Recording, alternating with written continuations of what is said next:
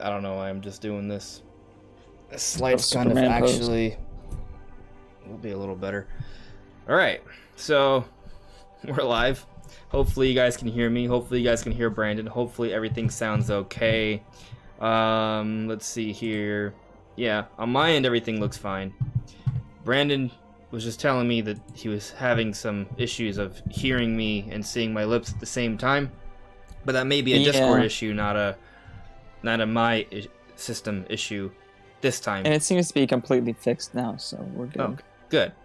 All right, so this may be a shorter show than usual. This may be not as popular of a show. I'm not sure. I'm simply basing that off of just how many people are here right now.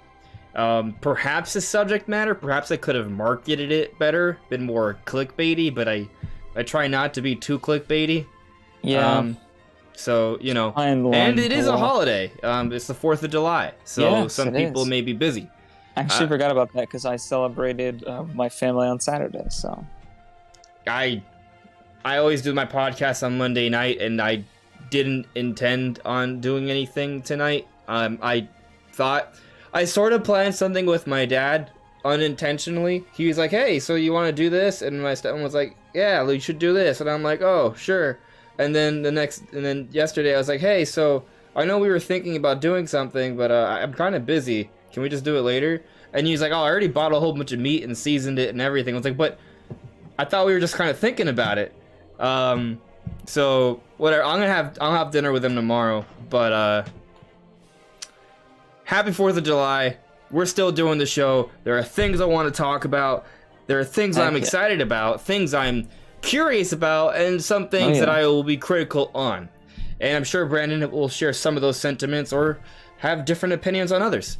And we're going to be talking about the Nintendo Direct Mini Partner Showcase. Boy, that is still a mouthful. We're going to be talking about Nintendo's shareholder meeting to some extent, because not too much news has really arisen fully. Like, we haven't gotten all the translation stuff yet, from what I can see at least. But there's still some tidbits that have come out that I want to focus on that we'll be talking about tonight. And we'll kind of take all this information and also pull in what we've seen over the last few weeks as well, and sort of try and conclude, or, well, there's nothing conclusive, right? But trying to come to some sort of estimation as to what is coming next, if anything. So that's kind of the goal for tonight. It may be a shorter show than usual. We will see. And honestly, the length of the show usually is dependent upon you guys. Like, being completely true. Fully honest, because Brandon and I, in theory, can go to town on something, right?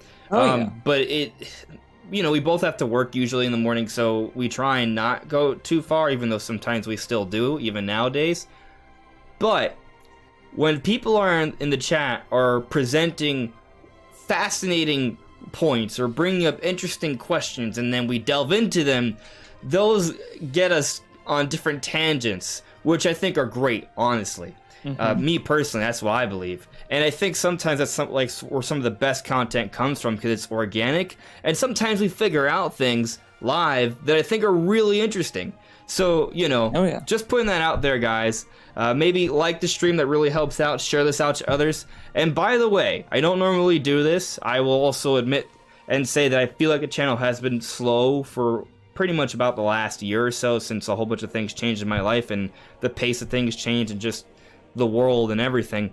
But we are less than 100 subscribers away from 12K. If we can hit that milestone sooner than later, maybe within the week, that would be quite a little bit of a spike that I would love to see for the channel. So again, like the show, comment on videos, check it out, share it with others, subscribe if you haven't already. That all is very helpful. And I think we're pretty much ready to get things started. And the way I like to get things started is simply by going into the chat. And for those who are new here, this is a Nintendo podcast we tend to do every Monday night. That is my co-host Brandon. How are you, buddy? I'm doing really good. Well, I could be doing better if we were in a different, more E3-like situation, but, I'm just, dealing with what we have. Yeah. Times are different. But that doesn't mean even more interesting times are not ahead of us. So let's get into the comments here. I want to address some points, and then we'll jump into the topics. Hello there, Ugly Duck. Hello there, J.R. Tolkien. Charles Shadell, good evening. Taker610. Taker610 says, figured there'd be no show tonight given the holiday. Glad to see there is one. New hardware is coming. So, yes, even though there's a holiday night, we're still doing the show. So, here we are. And new hardware coming. There's nothing confirmed by Nintendo, just to caution. But there is nothing denied by Nintendo either. Absolutely. Clear on that as well. That is also a fact. So that is something to keep in mind as well. And truth be told, the statement new hardware is coming is factual, because there's always new hardware coming. It's just relative to, how long do we have to wait until that new hardware is coming, because Nintendo is always going to be doing research and development on what they should be doing next. There's probably multiple projects at a time being worked on for that experimentation, testing. So research, development, R&D, right? So there's always something coming, but the point here is there's something around the corner. Could we see something announced within the calendar year or by before the end of the fiscal year? I think there is some evidence potentially suggesting so. And we're getting that to that tonight. We've talked about some of these things before, but there's new information that has come from the shareholders meeting that might be additional evidence to this. So we'll be getting that to that tonight. But I'm just going to kind of continue on the chat here for a little bit. Having a 5-eye, I'm glad you enjoy our discussions. Thank you for being a part of it. Let's see here. Natsu. The channel slowed down because Charmander disappeared. Well, funny you mentioned that. I actually do have Charmander with me. So, I could probably bring out Charmander right now. Bring him out. I gotta bring him out. You gotta bring him out. Okay, yeah. I'm bringing Charmander out, but in order to do this, I am gonna have to turn off my camera for a moment while I adjust some things. Brandon, I'm gonna have to rely on you to go on some sort of tangent. Give me about 2 to 3 minutes, and I will bring Charmander out. Does that sound like a deal? Oh, that sounds like a deal. Okay. Which means I will also have to turn my camera off to delve into the comment section. But it's okay because it's a podcast, mostly audio anyways, so yeah. Well, what I'll do is I'll put like just Link's face. All right, go ahead. Go ahead. I'll be right back, guys. To the comments. Now I gotta pull up the stream. I see we got 38 people watching, 15 likes. We gotta bump that like count up. I put one on there. There's now 16. We gotta get a few more likes. Yeah, Having Hope 5 knows what's up. Bring out Charmander. Exactly what we're gonna do. You hope he's not trapped below rain. Oh no. Because he's a fire type. That would not be good. But no, I don't think so. I think he's good. Hello, Nintendo _lover girl / Nintendo gamer girl. What a name. Hi. Okay. Charles Trudell is asking about Pokemon, and I don't understand the question. I don't know enough about Pokemon to answer that. Maybe Andres can help you with that one. Yeah, the Angry Link picture is great. It's great. Super Chris, what's up? Super Chris. Get any other comments here? J.R. Tolkien, nothing much to say, but good show, and seriously, Nintendo, where the heck is Zelda? Zelda will come, eventually. Hopefully sooner rather than later, but who can say? I'm sure we'll have more to say on that. I think we're going to be talking about when we think more first-party stuff will come. Because so far, we got Xenoblade, but other than that, just third-party stuff. Which we also will be talking about, of course. Charles Trudell, raw material, yes. Yes, that is one thing we'll be talking about from the from the investors meeting. A lot of raw materials. I think it's like 10 times more than average, but it's like twice more than the most they've done in the past 5 or 6 years. Back in 2019, they had the second most, and it was only half of what they have now. And that's when they were launching a new system. So we'll be talking more about that. You almost back? Nice. Yes, exactly, Charles. Okay.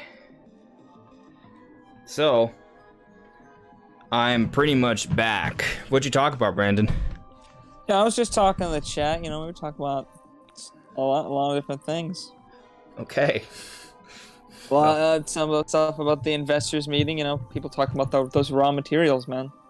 All right, here we go. There they are. Charmander and Samus are back there in the background. There you go. Perfection. It's not just me anymore. So whole crew's here. The gang is all present.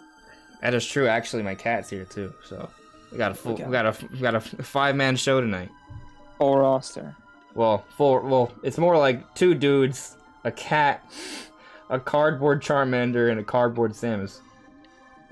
That's in these modern fighting game times. That's a roster in my book. Yeah, that's a interesting point. So let me get to the chat here. The re-reveal Samus and Charmander. They have returned. Did Ruby pop up already? Shoot, well, she's like, she hasn't seen these before yet, right? Because I got a lot of my stuff up because I moved. This is still like an in-between place, by the way. I'm still looking for. I'm still in that transitional phase, right? Because I'm in Miami right now, and I'm staying with my brother.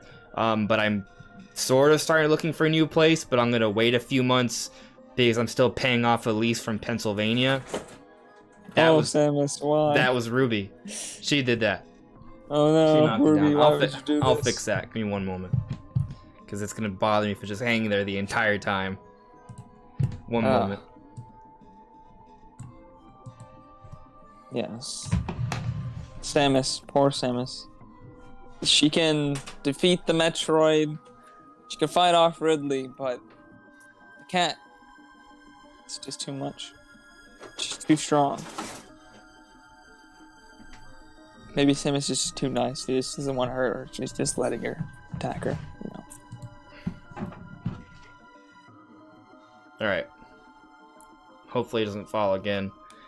Hopefully not. I didn't even think about really like bringing these dudes out until like I got my new set up in my new place. When I find that new place, which probably won't be for a couple more months. Maybe like 3 or so more months, to be totally frank with you, because cost of living down here is pretty expensive, so I want to save up first, maybe wait for a little bit of a dip, then strike. So yeah, but once I do though, the hope is that I'll have a dedicated room that'll be just for the set, and maybe also like it'll be like a hybrid podcast room too for like live, like when I say, I mean like, have you guys ever seen like the Joe Rogan show where he has like this big like wooden table and there's people like sitting there, like something like that?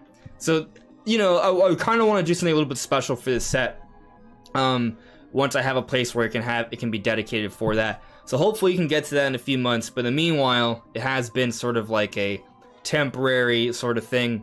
But I mean, I guess there's no harm in putting these dudes out here whenever I do the show. No. So here they are back, and I'm pretty sure, yeah, she's right behind me. You'll see her at some point. She probably poked her head just recently. But yeah, people are rolling in. Guys, please like the stream, share the show. It really does help out a lot. I'm not just saying that. So yeah. Natsu, viewership increased by 10%. I can confirm. There you go. Kitano Tatsu, hello there. Sweet Life of Dio Brando, hello. Evening, Alex Q214. Alright, so having Hope 5 said earlier, I'll take Xenoblade for now, but I do need Zelda eventually. Let's speak on that for a bit before we jump into the main topics. So, one, Xenoblade 3, I think is going to be hype. I think it's going to be really good. For sure. Theoretically, I think it's going to be a contender for a personal game of the year for me. And I've actually been revisiting Xenoblade Chronicles 2 recently. And I gotta tell you, Brandon, Because I know, I mean, obviously, you're really into, like, you know, tech behind sort of games and, like, graphical techniques and things of that nature. Going back to Xenoblade Chronicles 2 now, I haven't played in handheld. I've been playing solely, like, in TV mode. But what's interesting is that... Oh, what is this?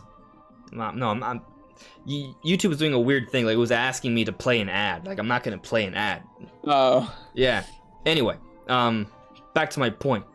I've been playing Xenoblade Chronicles 2, and visually, it's really, like, impressive. Like, I'm in Gormott right now, just exploring the fields, and I'm really appreciating the setting, the day-night cycle, the foliage, the vast environments, you know, the set piece, the music, everything to it is just really impressive. I could run around in Gormott for hours upon hours upon hours. Like, I love that area.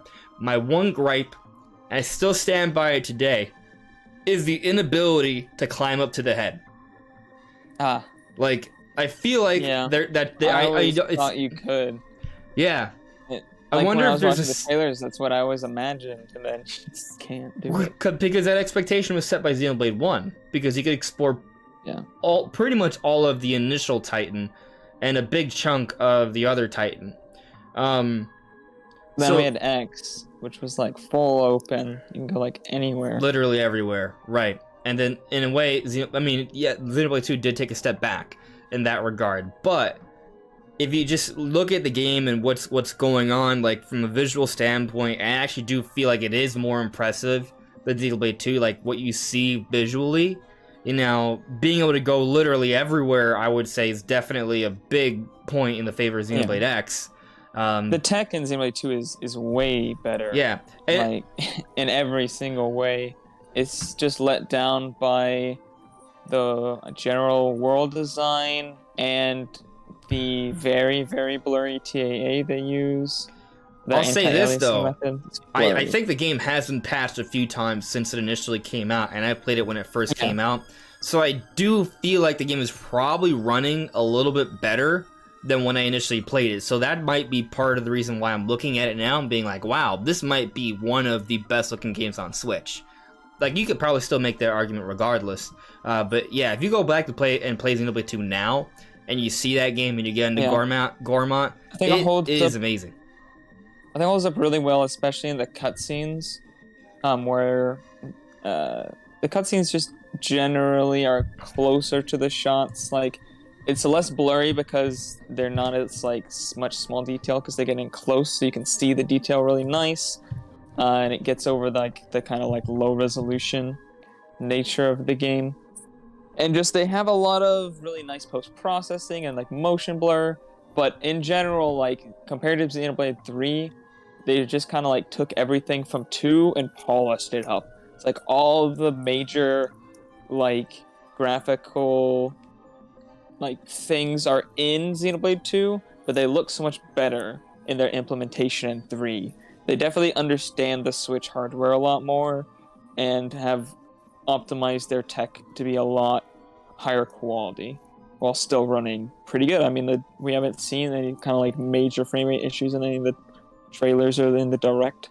Sure. So it seems to be running really well. And Xenoblade 2 did not always run very well. No. But that's why I'm bringing up the patches. Like, I think the game is actually looking and running a lot better than what it used to. Yeah. So if you go back to Xenoblade 2, I think it's gonna stand up pretty well.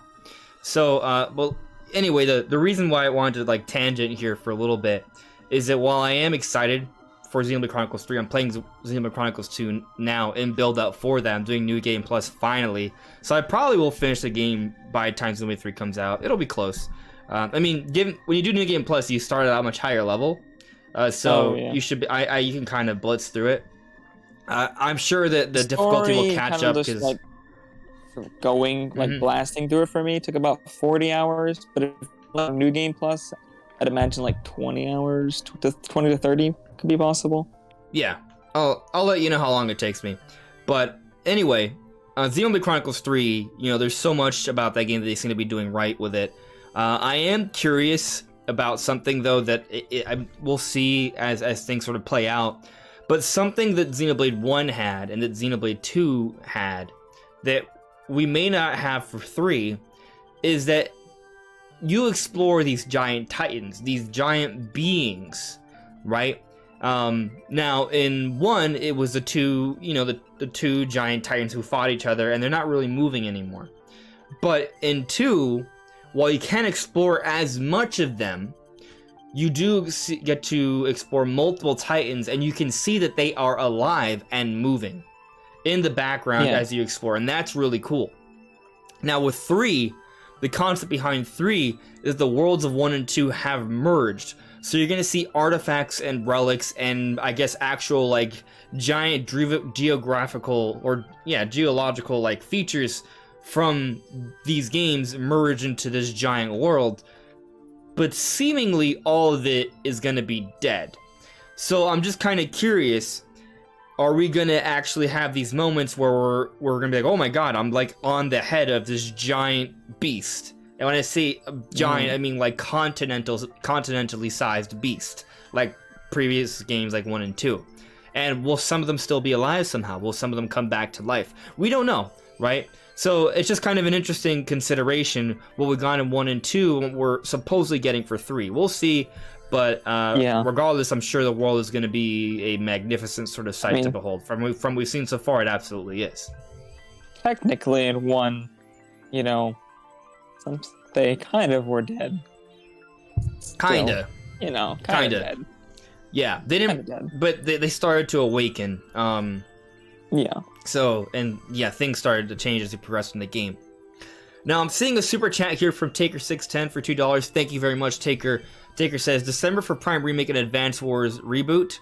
Both in December? I'm gonna say no. Advance Wars and which other game? Prime Remake. Oh. No, I don't think so. I do think both games could come out this year. I just don't see Nintendo shoving both of them into December. Yeah, December's like, you might get a game, you might not. But for Nintendo to publish 2 games in December would be strange. I also think when you're coming out in December, isn't there a third-party game coming out in December? Maybe. I don't know.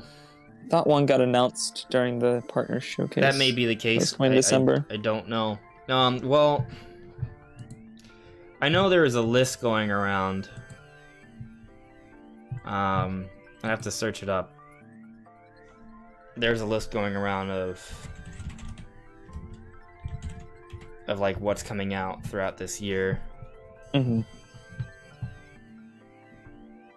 Probably a list going around of everything announced in the showcase as well. Yeah, I mean there are lists, but I'm not seeing anything popping up with dates here, so it's hard for me to kind of jump on that. Now, I know Spawn already posted a video about it, but you would have to have it there. Well, okay, I'll say this. No, this is a guess by somebody. Forget that. We'll have Garfield and Walmart, Banjo 3, and Coca-Cola. That's clearly a joke. All right. Anyway, I'm not sure what that game is, Brandon, but you could be right. But from Nintendo, in terms of Nintendo published stuff, we don't know about a December game yet. And the fact of the matter is, there's going to be third-party releases on it every month. Like that's just going to be. And Nintendo's going to release their own stuff pretty much regardless of what third-party stuff is coming around the same time. They have to. There's going to be. Yeah. There's so many games coming out on Switch. It's just. That's just how it is. It's not like back during like the GameCube era where there's only like 1 or 2 games coming out every other month. Like, no, there's just games coming out every week on Switch. So, if you're going to come out with a game, you're going to come up with a game. There's lots of people. Every day. Right, exactly.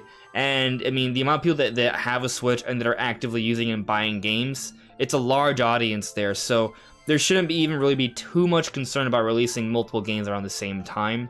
Now, in terms of Nintendo, they're not going to publish their own games both on the same day. There's going to be some separation there. But anyway, what I wanted to get to, though, about Prime Remake and Advance Wars coming out in December, my personal opinion is that I feel like coming out in December, you're automatically missing out on some of the holiday sales by coming out in December and not earlier. So I think ideally you try not to put too much out in December. Not saying things don't come out in December. They do. There's a history of it. Xenoblade 2, Smash, but that was earlier in the Switch generation. More recently, the games we've seen that have come out in December are smaller games, more casual-oriented games. Yeah, Nintendo hasn't really put out a first-party game in December in a while, have they? Yeah, the biggest one was Ultimate, and I think they only did that out of necessity because they probably needed a little bit more time to get it ready. And obviously it's been fine, but after that, we have gotten we've gotten some Nintendo games, but they've been like casual games like fitness boxing or something. Yeah, I can probably get you a list right here.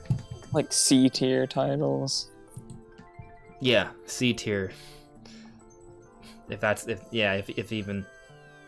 That's even a thing. I just made that up. It's a colloquialism.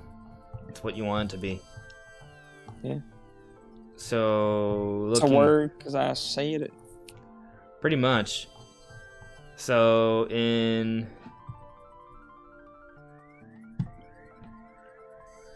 just looking. When did Jump Rope Challenge come out? I think that was earlier in the year. Jump Rope Challenge? Does it matter? Yeah. Why? I don't even remember. Okay, for example, Big Brain Academy came out in December. That was. Oh. Yeah. Yeah. I don't... Anyway, point is, more recently, Nintendo hasn't been releasing some of their bigger games in that time.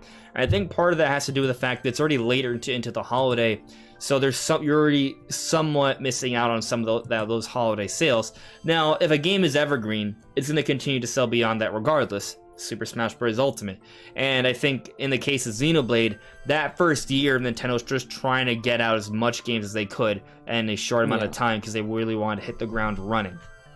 But now, the Switch has been running for quite some time. I think now they're going to be a little bit more cautious about when they come out with games. So all I'm saying is I don't think Advance Wars and Metroid Prime Remake come out in December. Maybe one of them does. Maybe Advance Wars. Yeah, that can maybe come out in December. Because initially it was going to come out in December last year, right? Maybe then. But I think Metroid Prime Remake, comes out earlier in the year. And supposedly they want it to come out to celebrate the 20th anniversary. And technically, the initial release of Metroid Prime, I want to say, was in November. I'm going to double check that now. November 18th, 2002. So I don't know how much they truly care to match up to the anniversary date exactly, right? I don't even know if they even care to match the month. But I will say, Nintendo pretty much only releases their games nowadays on Fridays, and November 18th this year also lines up on a Friday. Oh, so interesting.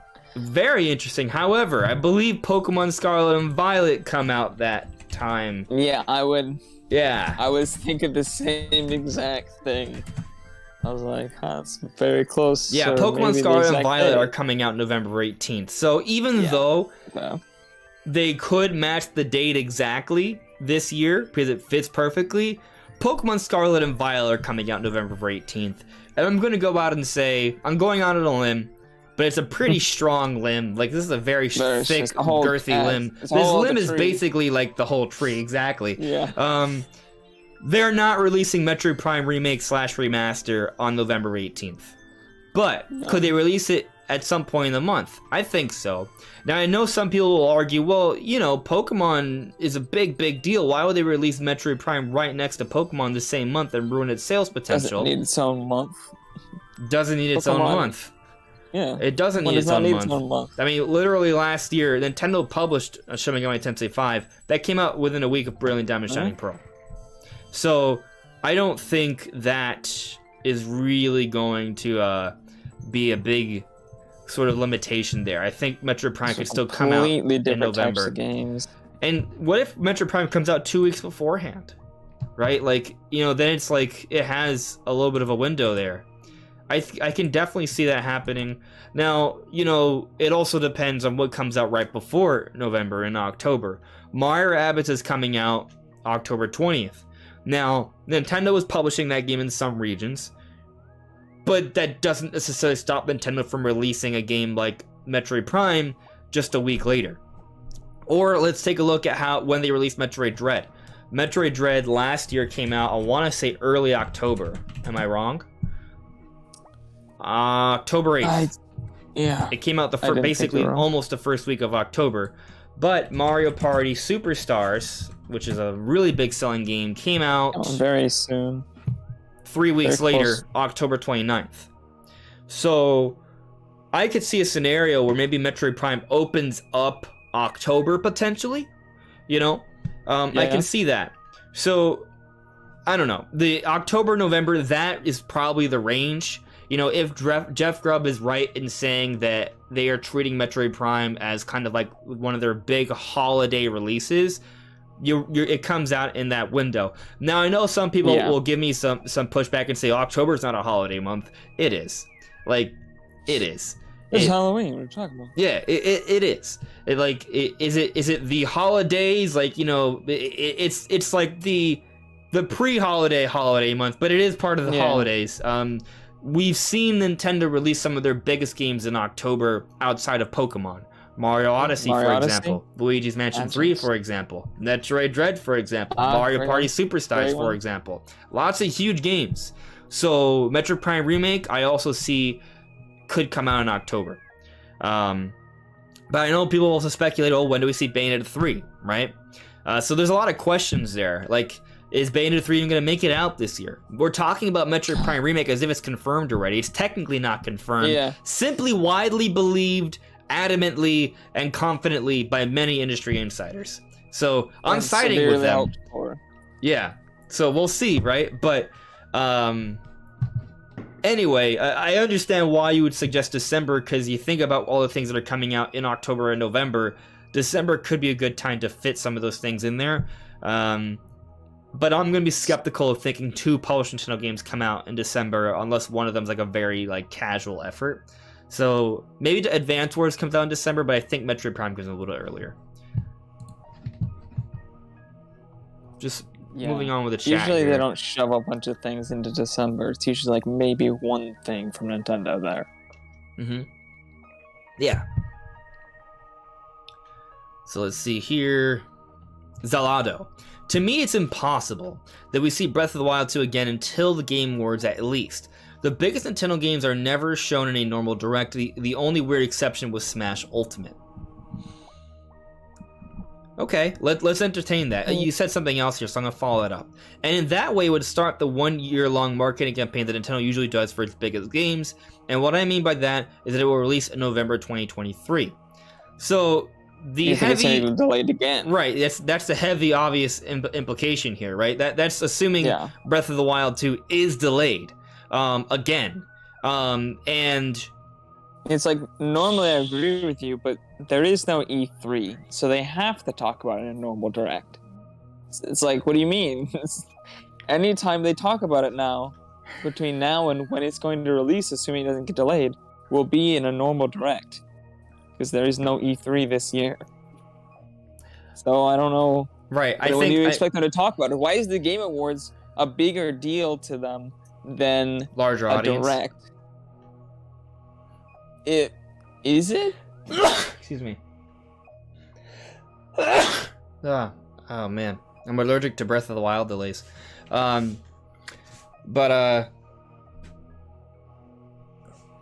Yeah, I mean, we're the thing is, we are in uncharted territory right now. To Brandon's point, like, there isn't E3 this year. Just because E3 is not this year, it doesn't mean Nintendo's going to delay Breath of the Wild 2 because they don't have an E3 to show it off, right? Now, I'm not saying that's what you're saying. You're simply assuming the Breath of the Wild 2 is getting delayed, and you think that it needs about a year's worth of marketing leading up to it. And actually, if you watched my most recent video, I kind of talked about sort of like the different scenarios regarding when we get the next set of Zelda news. And, you know, one of the scenarios, I don't think I dove into the a neighborhood of it getting delayed too much. If it's getting delayed, then yeah, it's getting delayed. Like, I mentioned it, but it wasn't a focus. Like, it is in the cards. Like, we can't really deny that. I don't think it's foolish to consider it getting delayed, because the fact of the matter is, the game has been delayed already. There is a history of Zelda games getting delayed. This game, we know, was in development since 2017, and they're using Breath of the Wild as a foundation. These are ingredients for the game to have come out a lot sooner, not a lot later. So they given showed that, it off in 2019. I don't think they. I'm pretty sure they have internally delayed it.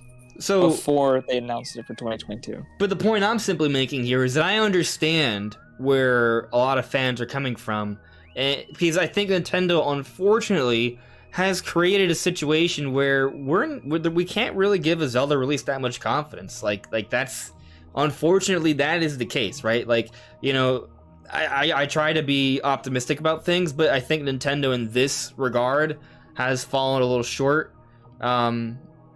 Which is so odd to me, because they even acknowledged this after Breath of the Wild and started changing how they announced games for every single other type of game outside of Metroid Prime 4.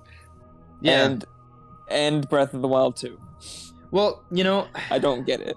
I think Nintendo understands there are certain games that hit on a different level, right? Yeah. Breath of the Wild 2 hits on a different level than Xenoblade Chronicles 3. And that is not me sliding Xenoblade Chronicles 3 at all. It's just a fact. Like, I think most people will agree that Legend of Zelda appeals to a wider audience. It just does. It just does. And Metroid doesn't, but it captures a certain level of conversation. Some level of hype. Yeah. Like community, goodwill. It's weird. It definitely seems a little hypocritical to say that Metroid Prime 4 is kind of like in that same category. But I think the thing is that people, when it was announced, it wasn't intended to be delayed. That's part of the problem. They had to basically start from scratch. They were transparent about that. And this is going to be a big game. They have huge plans for Metroid. They don't want this to be just a mild seller. They want this to become a big deal. So they are trying their best to make it a big deal. So, you know, we'll see what happens with that, right? And we'll get to more Metroid later. But just kind of going back to the question, though, about, or the point, I should say, about Breath of the Wild 2 and when it gets shown. I don't think... I think the reality of the situation is we don't know how Nintendo's going to present this game. We don't know. It could be in a Zelda Direct that will just be announced randomly sometime this year. It could be in a general Nintendo Direct. Glorious. Like, I think a lot of people are sort of assuming that Nintendo's sort of summer showcase plans are now done, and we're gonna have to wait till September. Maybe. Like, that is another consideration. And by September, assuming Breath of the Wild 2 is not getting delayed, you think it gets discussed then? Because if you take a look at kind of like the window of when games start to get like their big sort of like marketing, it is about half a year to 9 months. Yeah. So like sometimes games may be announced beforehand, but once we're within about half a year of its release, you'll start to see Nintendo really like actually start talking about it. Great examples is Xenoblade Chronicles 3, Splatoon 3, Super Smash Bros. Ultimate. Here are some examples, right? Like, Smash was teased March 2018, E3 came around, full blowout, several directs, comes out December. See? So, it could be the case that once we're within about half a year of Breath of the Wild 2's release, presumably March 2023, if it does hold to that spring release timing to close out the fiscal year, maybe they do come out with a September direct or maybe a little bit earlier because of how things shook out this summer, and we see a direct maybe in August, and it includes like a big sort of Breath of the Wild 2 sort of blowout. Yeah. That could be how things go, right? There's a number of ways this could happen. Now, usually they like to blow out Zelda a little bit earlier than usual. So, but that's just me being hopeful. Well, we'll see what happens tomorrow. The original Breath of the Wild, you know, we saw that at, you know, there was an E3, so it was a different situation, I get it. But we saw that in the summer, and then it came out in the spring, in March 3rd. And, you know, I'd really love it if this month we just got a Zelda Direct.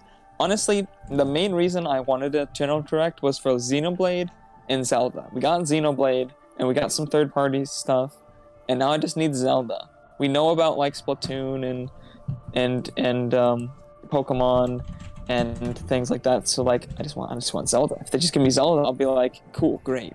They did a replacement for E3 very well. I'll be happy. Yeah. I don't know if you guys can hear fireworks from where I'm coming from, but there are fireworks, so there might be a little bit of a...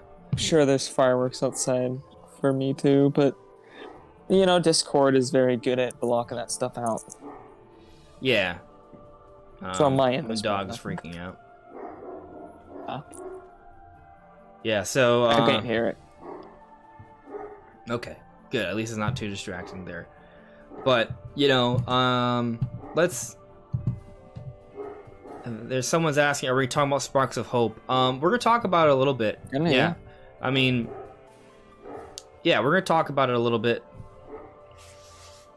Jean-Carl Adamy, Irmcron said Mario Rabbids looks too good to be a Switch and play this game as a Switch successor game. I don't really agree with that at all. Wait, are you saying somebody said that, or are they saying Imran Khan, which is a real person. I didn't see him say that. I have seen people suggest that in the past. The game? I mean, it's coming out on Switch, so, you know. There's, like, frame rate issues and stuff when they were showing it off. Constantly. Just don't It looked like they weren't done with the game yet. I mean, to be totally frank with you guys, I have never felt like Sparks of Hope looks like the best Switch can do. Like, it's a fine-looking game. It looks very good. Yeah, it's a good-looking game. Don't get me wrong. I'm on the website right now. The cat just ran up. Hi there. How are you? See that, sir? There she is. What do you think of Sparks of Hope? You think it's a good game? You'll watch me play it? Probably. Okay. So... Yeah, but, you know, from what I've seen of Sparks of Hope, I think it looks great. I think it's a good-looking game. But the original looked really good, too. Yeah. You know, it's very colorful. Everything is pretty, like, but it's not like we see, like, these huge draw distances with crazy geometry, you know, massive sort of like crazy textures and things going on. It's very well suited to what the Switch is great at, because the Switch has all the same feature sets as like the PS4 and the Xbox One. It can do all the same types of things, just not on the same scale. So when you scale down the size of your levels and your projects and things like that, you can do all the same features and effects that you can do on those systems. So you can make something that looks like it should be on the PlayStation 4. But it's on the Switch, because that's just what the Switch is good at. Yeah, I think it's just a very polished looking game, and you know, it's very refined, and you know, I mean, it should be. It's a sequel, right? So you know, it's very solid. I mean, it's obviously not. I think we're seeing a lot of games that are 1. finally seeing the full potential of the Switch, like Xenoblade Chronicles 3. It's taken all the greatness we're seeing in 2, but it's pushing all the way to the limits of what the Switch can do. And it looks absolutely incredible. And we're seeing other games. There were other ones that they're not right on the top of my head for some reason. But there's definitely games that have been announced recently that look really, really good, that are really impressive. There was another one in the showcase. I guess we should probably start talking about the showcase. Yeah, I mean, this is it. We're talking Mario Rabbids already, so... Yeah, but what was the big third-party game that... There's a few. That got announced. Not Persona, but Nier Automata? Nier Automata, yes. That game, I thought it was Cloud, bro.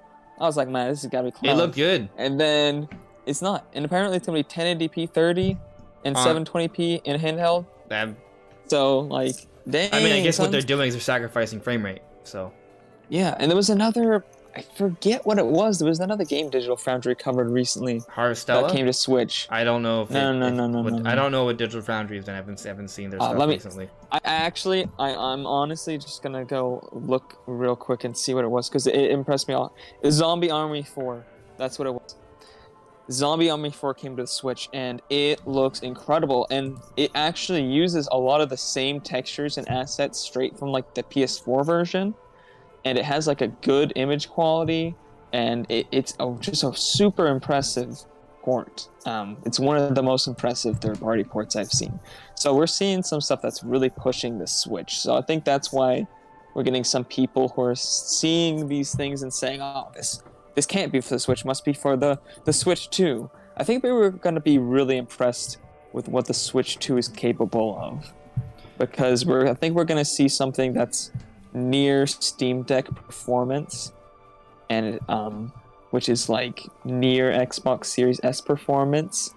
So I think it's gonna be something that is very impressive. I think we're gonna be in a similar situation that we are like the Switch to Xbox One for the Switch 2 to Xbox Series S. Yeah. I will say I did finally pull up that list that was made on Reddit that I know Spawnwave made a video on. And the game that was showing up in December, according to the list at least, is Dragon Quest Treasures. Was that where you were alluding to earlier, Brandon? I guess. I just remembered there was a game. I had no idea which game it was. There's a lot of games. I just remember dude. seeing something I just remember seeing it in December in this thing. Another game that was kind of impressive from the partner showcase was Sonic Frontiers. Yeah. So, I thought I'll say this. I kind of felt bad because when I saw a partner showcase and I saw Sonic Frontiers, I was like, this game looks pretty good. Why did I think it looked shitty beforehand? Am I really that biased? Like, was it because I didn't see it on Switch that I just thought it was bad? But then I saw the overall sentiment on the internet afterwards was that the trailer of Sonic Frontiers in the partner showcase was actually the best representation of the game. They showed those portal things with like actual Sonic gameplay. Yeah, like traditional style worlds. Yeah. Because so far they've shown these worlds, but they look completely empty with like nothing to do. They showed like these puzzles, but they look so basic. It's like you can't just have like basic world puzzles as the only thing to do in your environments. I don't get it. I don't get why they showed the game off in the most looked like the most empty, boring. You know what it literally is? Looks. You know that Unreal Engine 4 Sonic thing? It's exactly what it looks like. Yeah, like a better version of it. No art direction. Yeah. But you know what's also interesting though? There's you no know how I feel direction. about it. I think this is Sonic Frontiers Sonic Breath of the Wild. There's a few games Breath of the Wild has art direction. Well, no, hear me out. So there's a few games that have done this where they create this open world, right? And what they do is that they throw in like these sort of rune ancient like spots littered throughout the map Dungeons that portal you over into another realm that's like some sort of mini dungeon. Essentially, just what the shrines were in Breath of the Wild. The first game that I noted that kind of basically followed the same trend after Breath of the Wild is the Greek sort of style game by Ubisoft. Yeah. It was actually supposedly pretty good. Yeah. I know what you're talking about. Yeah, I forgot the name of it. What was it? Greek? Yeah, I think it was Greek. Yeah, it was Greek mythology. Yeah. Greek mythology. Could have been. Well, I think it was Greek. Could have been Roman. Open world game. Yeah, because it was Zeus, and I think it was Greek. Immortals Phoenix Rising. I had to Google a description of it to figure it out. But yeah, that game, I didn't play it. But I knew of it at least. I played a demo of it over Stadia through Google Chrome, which was a completely awful experience. But the game was okay.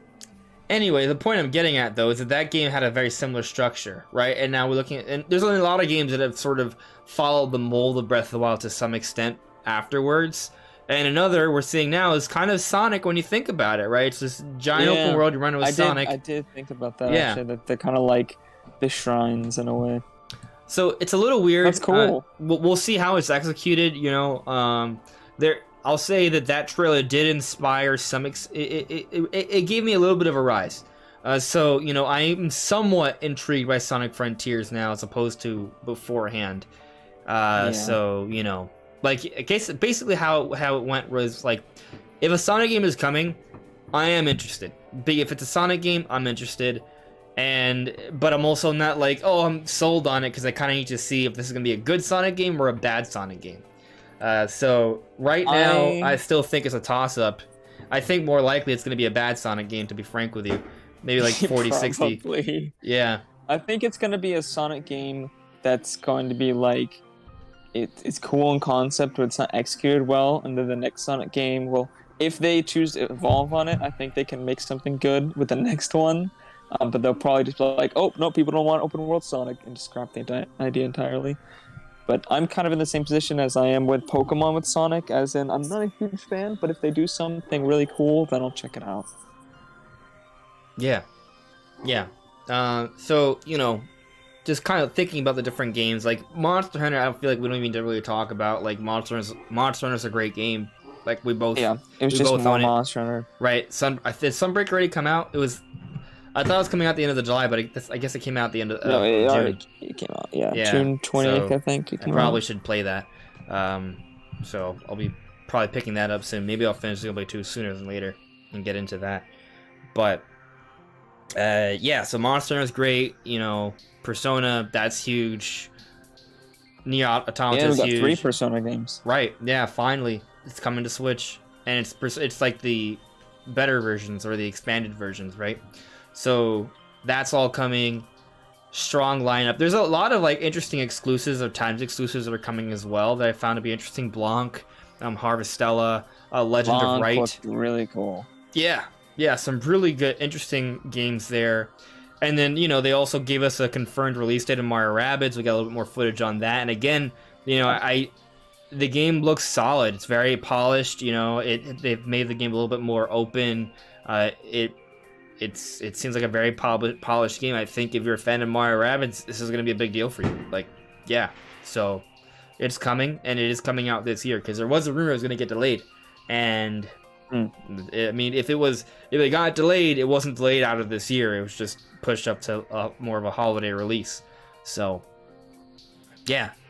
overall, Partner Showcase is solid. I mean, they even brought up Fire Emblem Warriors again, I think, as well during the presentation. I don't remember if they did or not. Well, because it doesn't really matter. There was also that on it. Disney thing I didn't care about. No, it was like some sort of I know. Looked like Disney Animal Crossing. Disney Animal Crossing Sims. Yeah. But the Harvestella one got me interested because it has like an RPG element where you go out and fight enemies. The art style is really pretty. Game is like has like an apocalypse season. It's like me as a kid envisioning how I could improve a farming simulator game. Like that's what this game is. It just sounds like kid me being like, yeah, we got farming, but then you go on adventures and you just kill stuff. Yeah, and it's just like it's also an RPG. It's kind of like Stardew Valley. You can do that in Stardew Valley a little bit too. It's like way more expansive, I think, than Stardew Valley. It's Stardew Valley in 3D. Yeah, I guess. I think the world's more integrated than the mines in Stardew Valley, though. Yeah. So those are just kind of like randomly generated levels. Whereas I think this is kind of like a world, sort of. It's hard to tell. Yeah. The environments seem more like distinct. Or like more varied as well. They're not just like caverns with rocks and enemies. So, Brandon, let me ask you a question. Yes. I think we've at least touched on the different games that were in the partner showcase, right? I actually feel like it was a pretty strong presentation. Like it was well paced. There was lots of good stuff, and the fact that they just didn't stream it, they just published it, so we can kind of skip through things that we wanted to see or not want to see. I think it was good. But I think they always do that with the minis, right? I'm not sure. They only streamed maybe one mini. Yeah, I don't know if it's always been not streamed, but a lot of them have not been streamed. To your point, but after having seen the partner showcase, and if you also factor in the Live Alive, which is also part of the partner showcase, we didn't really talk about that, but that also looks like a pretty good game. We got a treehouse segment for that afterwards. And then I didn't watch that. I saw a little bit of it. It looks pretty good. It's the HD2D Isn't style. Isn't there a demo for it? Yeah. I didn't feel like I would watch it. I'm just like, whenever I get my Switch, I could just play it. Yeah. Why would I watch this? You could. It's It's pretty good. There's different campaigns or areas to explore with different characters. You know, it's promising. You know, it's not too different from Octopath Traveler. I mean, there are differences, but you know, it's kind of like exploring the sort of narratives of different characters, right? In that art style or that graphical style of engine. There's a lot of similarities there. But there's a remake of an older game, I'm pretty sure. Yes, it is. Yeah. The older Japan exclusive title with the SNES. Anyway, the point I was getting at, though, right, is after seeing all this stuff, the Ubisoft presentation on Mario Rabbids, like, and then the Xenoblade 3 Direct beforehand, and then I guess a couple weeks before that we had the Scarlet and Violet trailer, do you feel like we've gotten enough, like, all of that information together is actually a substantial amount of information? Do you think that justifies an equivalence to a summer Nintendo Direct? No. No? Why not? No. I don't know. Honestly, the partner showcase, I just thought it was okay. I'd probably get like a 6 out of 10. Okay. It's fine. Honestly, I was kind of bored most of the time. Most of the games, honestly, I probably won't pick up most of those games. Like, I might pick up Live Alive. I'll probably pick up Mario and Rabbids. I might pick up Blog, depending on how the price is. But like most of those games, I probably won't get. Xenoblade 3, I'm definitely interested in. But honestly, like, I didn't need the Direct. I really just needed like the first trailer part of the Direct. The rest of the Direct was kind of just like explaining things we already kind of knew because we dissected the previous trailers. So it was just kind of confirming things we already thought. I didn't really need that. And well, we did. I feel like we do need the confirmations. Like Nintendo did need to actually officially explain that stuff. Yeah, they did. But like personally, for me, like I didn't need that. And there was still like some like the major things I actually really wanted to know, like how open is the world. They didn't really say. Like they didn't specify that. It was just like more ambiguous stuff. So I feel like the actual important stuff I wanted to know they didn't explain. But some of the stuff was cool. But a lot of that was also in the trailer. I don't know. Anyways, I think the trailer could have been fine. I think that we still need to know about like Bayonetta. We still need to know about Splatoon. I still really want to know about Zelda. There's still more stuff. And Metroid Prime Remake. Like, what do we have after like Splatoon? We have like Splatoon's in I'm September. trying to think, is there any gaps? Like, is there anything Mario Rabbids we in October. need to know? Well, I think we're pretty fine on the major things, but there's just a few things, you know? Like, it's not like the end of the world. But there are a few things where I don't think it quite compares. But I think we have enough to where it's like, as I was saying before, if they just show me more Zelda, I'm pretty good for now. Until like a September Direct. Like, I just want to see Zelda. In a September Direct, they can announce things like the Prime remake and can they though? Show us more Splatoon. Can they though? I think they can. Like it's a remake of an older title. They can announce that in September and release it in November. Are you sure? That's a really short. It's a really short window. 100% they can do that. That's a really short window. That short. This is not like no. Let's just clear this up right now. Okay. The understanding of what this Metroid Prime remake is not like a little thing. This is not like a Skyward Sword HD level of remaster. Even so, even if it's a full remake from the ground up, I still think it can be released from September Direct in November. I think it would be fine.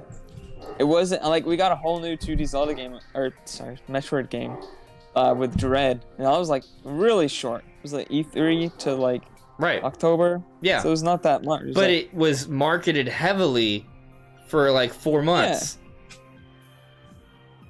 Yeah. I think they can wait. But I would like it if they didn't. I don't like it. I don't know. I think they need to. My personal opinion is that they need to announce it soon. Like, okay, I'll give you that. Can they get away with Okay, so like When in September? Late September for an early November release, so it's a 6 month, so it's a 6 week window. Or September. Like it would have to be like early early. September, Yeah. like the first week of September. I don't know, man. I think that's it's a bit of a short window in my opinion. I don't know. Maybe they do their direct in August Or July. or July. Or July. But if they do it in July, I feel like they're definitely not gonna have September direct. Right. So the gap's gonna be way longer than usual. Yeah, I don't know. It's tricky, right? Like, So maybe August would be better. I don't know. It's tough. It's really tough. I mean, you could be right, and we just gotta wait until September. But maybe they could do a big thing in direct in January. Do that like a little bit. All right. earlier. So let's talk about a few things here. All right. If there is a Zelda release for this calendar year, in other words, before 2023, right?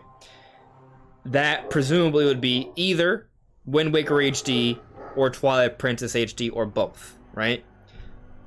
When does that get announced? When does that come out? To your point from or similar to your point about Metroid Prime Remake, I think more so for these, because they've already been remastered for Wii U. These would basically just be straight up ports, not nearly as much effort done. There are known quantities, huge audience already knows about the existence of these games. The marketing needed for Twilight Princess or Wind Waker HD is far less significant, or far less. There's not nearly as much needed for that than there would be for Metroid Prime Remake. Those, if anything, could be announced with a fairly short window. But still, if they're coming out this year, they got to be announced at least a couple months before the year is over, right? If they're going to come out this year, right? And I don't think they're coming out in December, and I don't think they're coming out in November either. The very latest I can see them coming out is October, but to be quite frank with you, I think they would, if they're coming, they're either going to come out in September or August. So when do they get announced, right? So you got those. If they're happening, they may not happen. They're not guaranteed at all. Yeah. When do we get confirmation of Advance Wars 1-2 Reboot Camp? Is that coming out this year? Are they going to really just have it delayed all the way until God knows when? When the game's been done?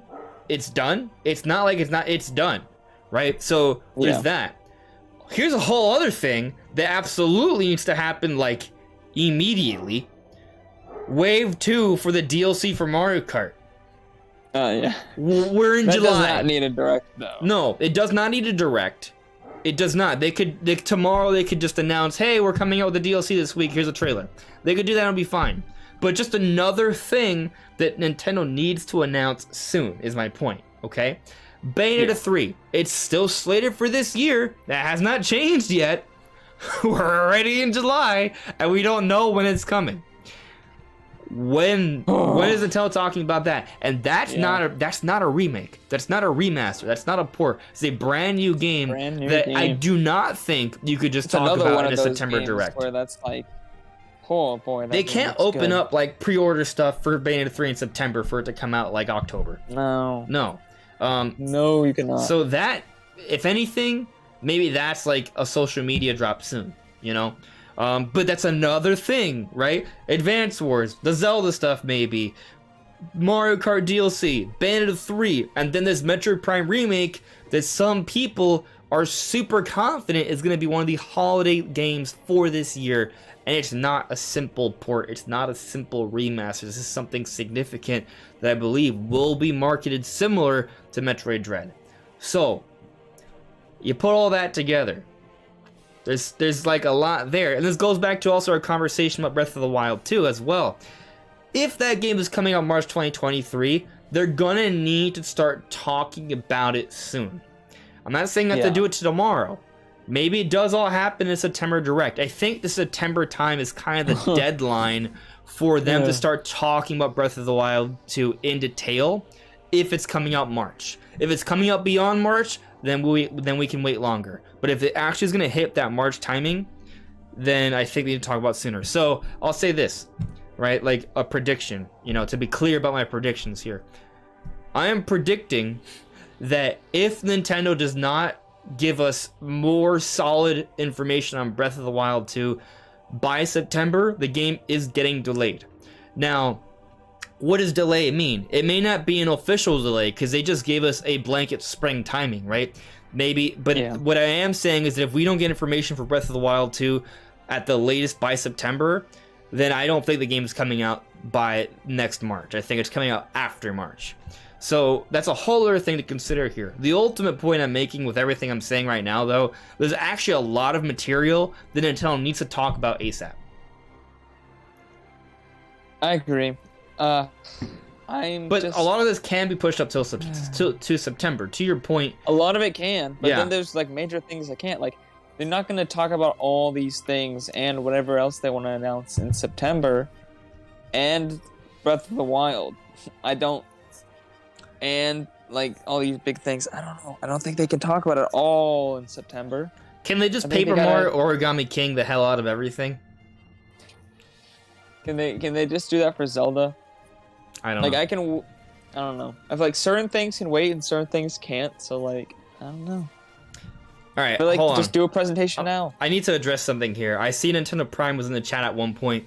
What's up, buddy? I don't know if you're still watching, but Nintendo Prime said this: Metroid Prime 4 doesn't hit the same Breath of the Wild 2 trailers and Breath of the Wild 1s that have like 3 times the viewership, but Metroid Prime 4 can hit 3 million plus in sales if they don't mess it up. So, Metroid Prime 4, mark my words, will be the best-selling Metroid game in history. That's probably not even that lofty of a statement. Like, I think most people would agree with that. Metroid Dread's already going to be 3 million plus, right? So, to say Metroid Prime 4 is going to hit 3 million plus, I don't think is... I think that's kind of obvious. Now, the question is how much beyond that, right? Does Metroid Prime 4 go to the 5 million plus category? Can Metroid Prime 4 exceed the 7.5 million category? Can it approach the double-digit million category? If Metroid Prime 4 hits the 10 million level, that's I think, like, that's where we'll be hitting some serious, like, crazy levels like that. That's when you get spin-offs and they try to, get you out of something out every year or two. That puts Metroid in the category of, oh, maybe we should make a movie about this franchise.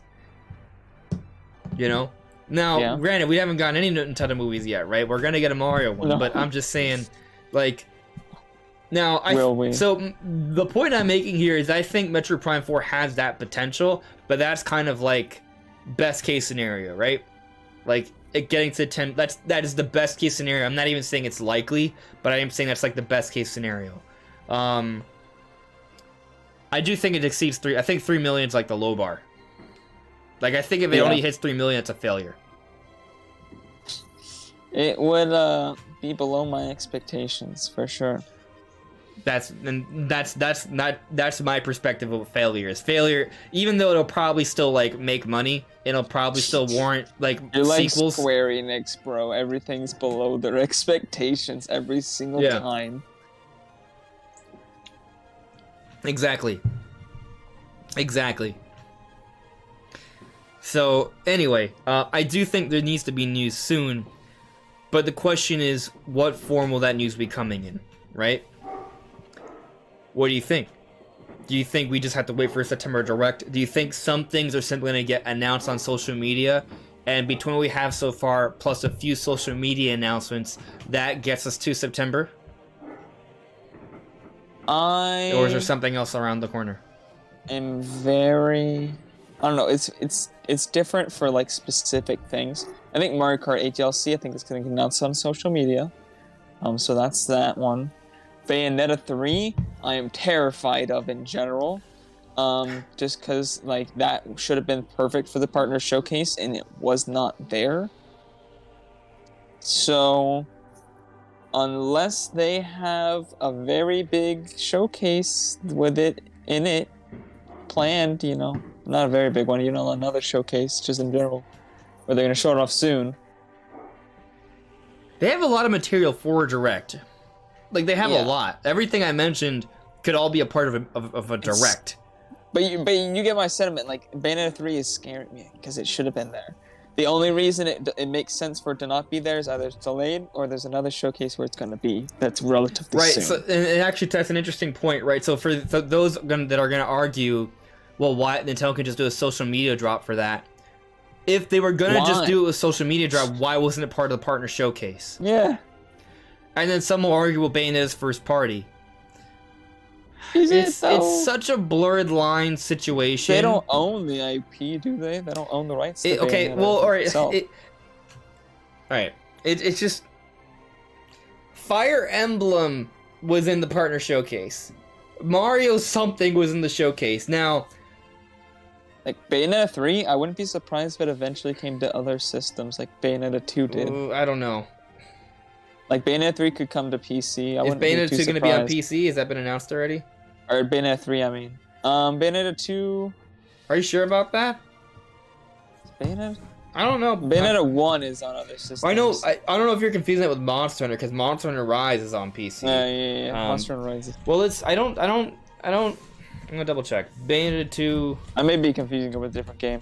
Yeah, I think you might be, but I mean, I could be mistaken. So that's why I'm trying to fact check here.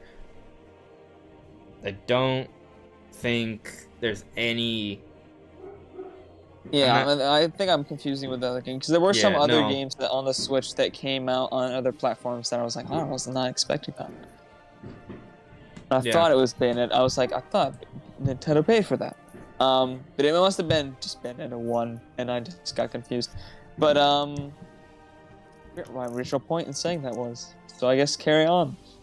Yeah. So I'm seeing here. Kitano Tatsu and a few other people are saying it, but Kitano Tatsu says, thanks for adding. I think Nintendo thinks of Bayonetta 3 as a first party, which is kind of the most important thing. My point was that they don't own the Bayonetta IP. And my point wasn't even just about 2, it was the fact that 1 is on other consoles, so obviously they don't own Bayonetta. I guess what's challenging about this thinking here. So Nintendo does fund and publish Bayonetta 3. That is true. But Nintendo has also helped and is publishing to some extent Mario Rabbids Sparks of Hope. And Mario Rabbids Sparks of Hope in part is a Mario brand.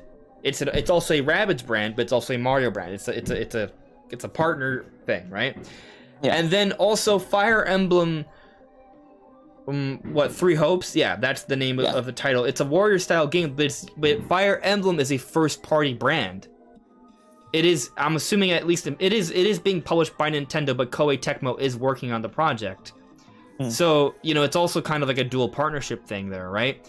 And then you look at Hyrule Warriors Age of Calamity. It doesn't have Zelda in the naming, but it is a part of the Zelda IP, right?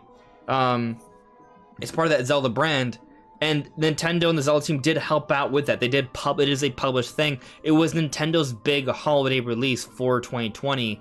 But yes, Koei Tecmo also worked on it because they make the Warrior games. And all of these things showed up in the partner showcases. So you can say that Nintendo may think of Bayonetta as a first-party project. But you look at all these other things that have Zelda, Fire Emblem, Mario, and Nintendo has published these projects to some extent. Then they've all been in partner showcases. So where do they draw the line? Bayonetta is not more Nintendo than Mario or Zelda, right? But I will also agree or concede that everything I've mentioned is a spin-off, right? Fire Emblem 3 Warriors is a spin-off of Fire Emblem. Age of Calamity is a spin-off of Zelda. Mario Rabbids is a spin-off of Mario and Rabbids, right? So they are all spin-offs. But and Bayonetta is not a spin. Although you could argue Bayonetta is it's not really a spin-off of Devil May Cry, but it's born from it or something. It's weird. But still, that's not at all related to Nintendo. I don't know. I don't think anyone would have batted an eye if Bayonetta was in the partner showcase. I think Nintendo could have put it there and it would have been fine. They simply didn't. I mean, the fact of the matter is, Nintendo does not own Platinum Games. Platinum Games is a third-party developer, and they are working with them to make Bayonetta 3. So, and the other thing is, yes, Bayonetta 3 is exclusive to Nintendo, but they don't own Bayonetta, right? They don't own that IP. So it's also they don't. That's another. That's what I was saying. That was my point before. They don't own it. Obviously, the first game is on other platforms. And this is not us saying, oh, we can see Bayonetta going on our platforms. I don't think it will be. We're just kind of talking about the labeling here and what can show up in a partnership case and what can't. I think the ultimate point here is that maybe you're right, and Nintendo internally just views it as something that would be a first-party sort of announcement. It could be that the developers wanted it to be in the bigger showcase. Right. Maybe it's not so much about who's developing it or who's publishing it necessarily. I mean, obviously those things matter, but it could also be kind of like the tier system, right? Now, there is no public official tier system of what Nintendo games are, right? But we all know what's an A tier title, what's an S tier title, what's a B tier title or below, right? Like, Ring Fit Boxing and Captain Rainbow are not S tier titles from Nintendo. They're like C tier or below. Some of you may not even know what Captain Rainbow is. It was never localized in America. It was from the Wii era. It's a it's a weird thing. Very interesting game. Very interesting game to say the least. And Ring Fit Boxing, some of you may not have even known was a Nintendo published game that came out on the Switch. Like, it wasn't marketed, it's just a thing that exists. Right? I've never heard of this. Right, but they exist. Okay, okay, it's not called Ring Fit Boxing. I'm mixing up the name just to kind of... But there is like a boxing game that was published by Nintendo, maybe 2 of them, on Switch. Okay, there's a line of fitness games that Nintendo has made for Switch that have come out. I was aware that there were other fitness games that they weren't marketing, that were just releasing, but I didn't know what they were. Yeah, because they weren't marketing them. Yeah. But that's my point here. I can't even remember the names of them. So that's like the bottom tier of the tier list, right? And then you have things like Star Fox, F-Zero. Maybe Nintendo will get to them at one point or another. You know, you got your Pikmins. And then you have things like Hyrule Warriors or Fire Emblem Warriors or Mario Rabbids that they could sell really well, but they're also spin-offs, you know? Maybe that's not even like a B tier, A tier thing. It might even be like a tangential, like B1 or A1 sort of thing, or A2, you know? But it's tangential because it's a spin-off. And maybe Bayonetta, because it's not a spin-off, is why it wouldn't be featured in a partner showcase, you know? And we don't know what exactly would make Nintendo want it to be of a partner showcase or not. We can simply speculate simply based off what we've seen so far, right? Because we have technically seen a number of Nintendo published games in the partner showcases, and they've been based off Nintendo brands. They pay for the game, it's based off Nintendo brand, but this can still be part of the partner showcase. They take a look at Bayonetta. Officially, it's not a Nintendo brand, but it's like a weird situation because it wouldn't be around if it wasn't for Nintendo. But Bayonetta 3, though, going back to the tiering system, I think Nintendo does see as kind of like a high-profile Nintendo kind of game that is not a spin-off, right? So maybe if that's sort of what they look at, if they deem it in that kind of way, it wouldn't be a part of a partner showcase, right? So, for example, Metroid Dread, technically, right, is made by a third-party developer, but, you know, Nintendo has their own staff working on it as well. Obviously, it's funded by Nintendo.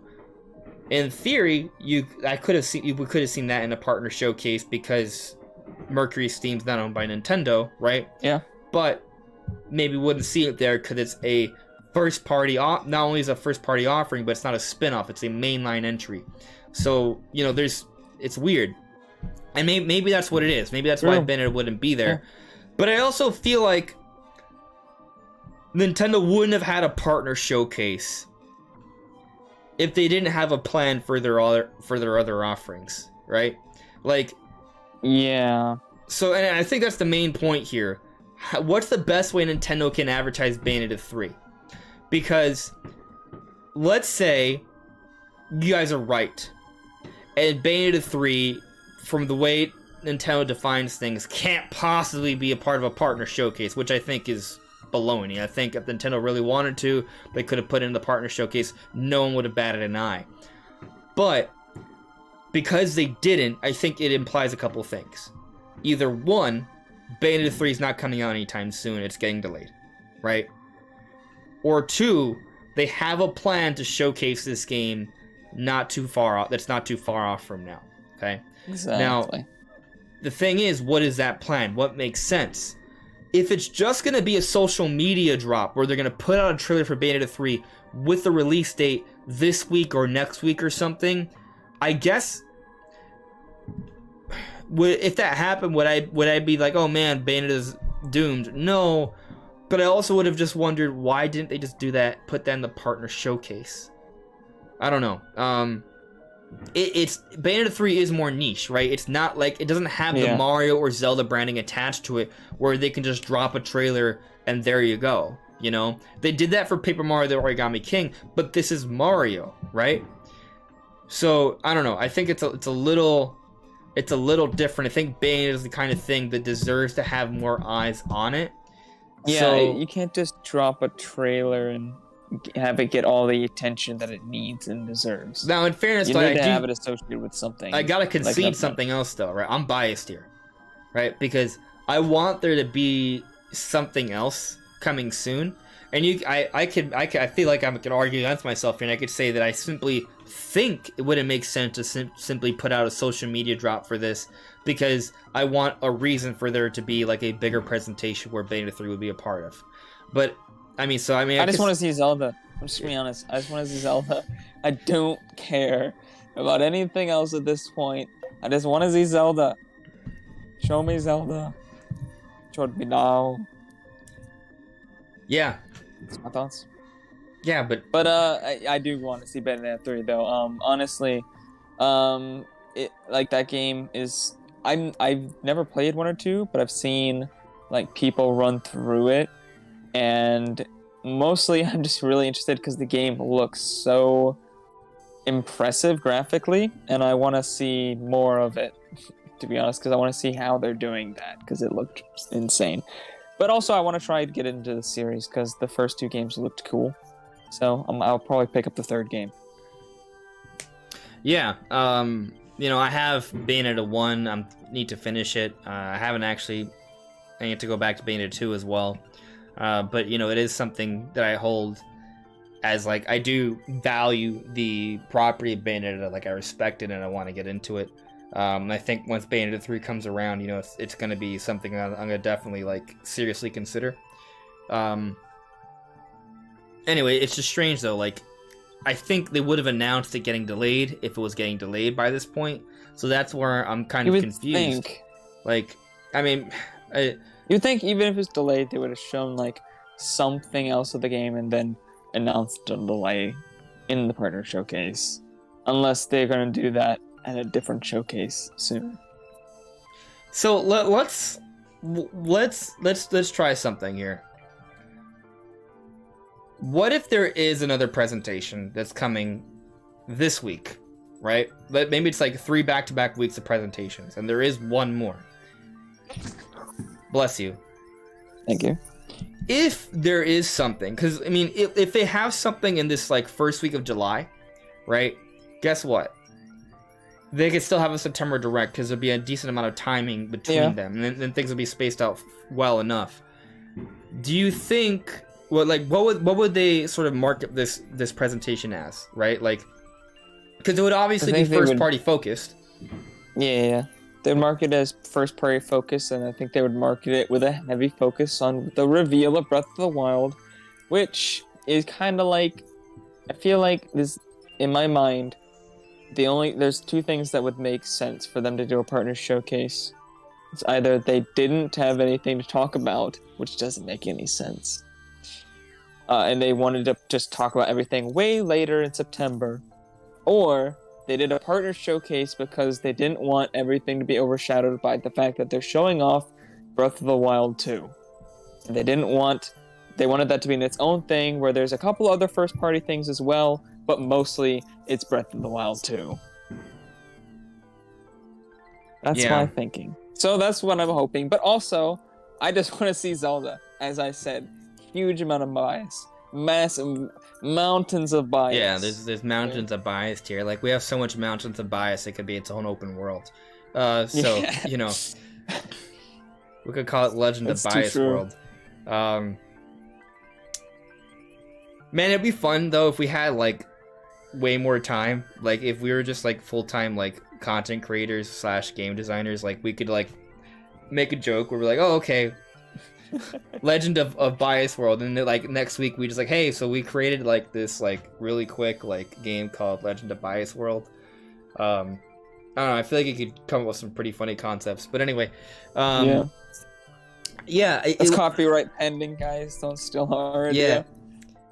I just don't know how Nintendo would market like another Direct. Like I think it would be weird if, say, tomorrow Nintendo's like, hey, so we have a Nintendo Direct this week, stay tuned for games focused on, it's gonna be a lot of our own internal projects, including Breath of the Wild 2 or something. Like that would be super cool, but it just feels like given that we just had a partner showcase, I don't know if they would just straight up unveil like another Direct.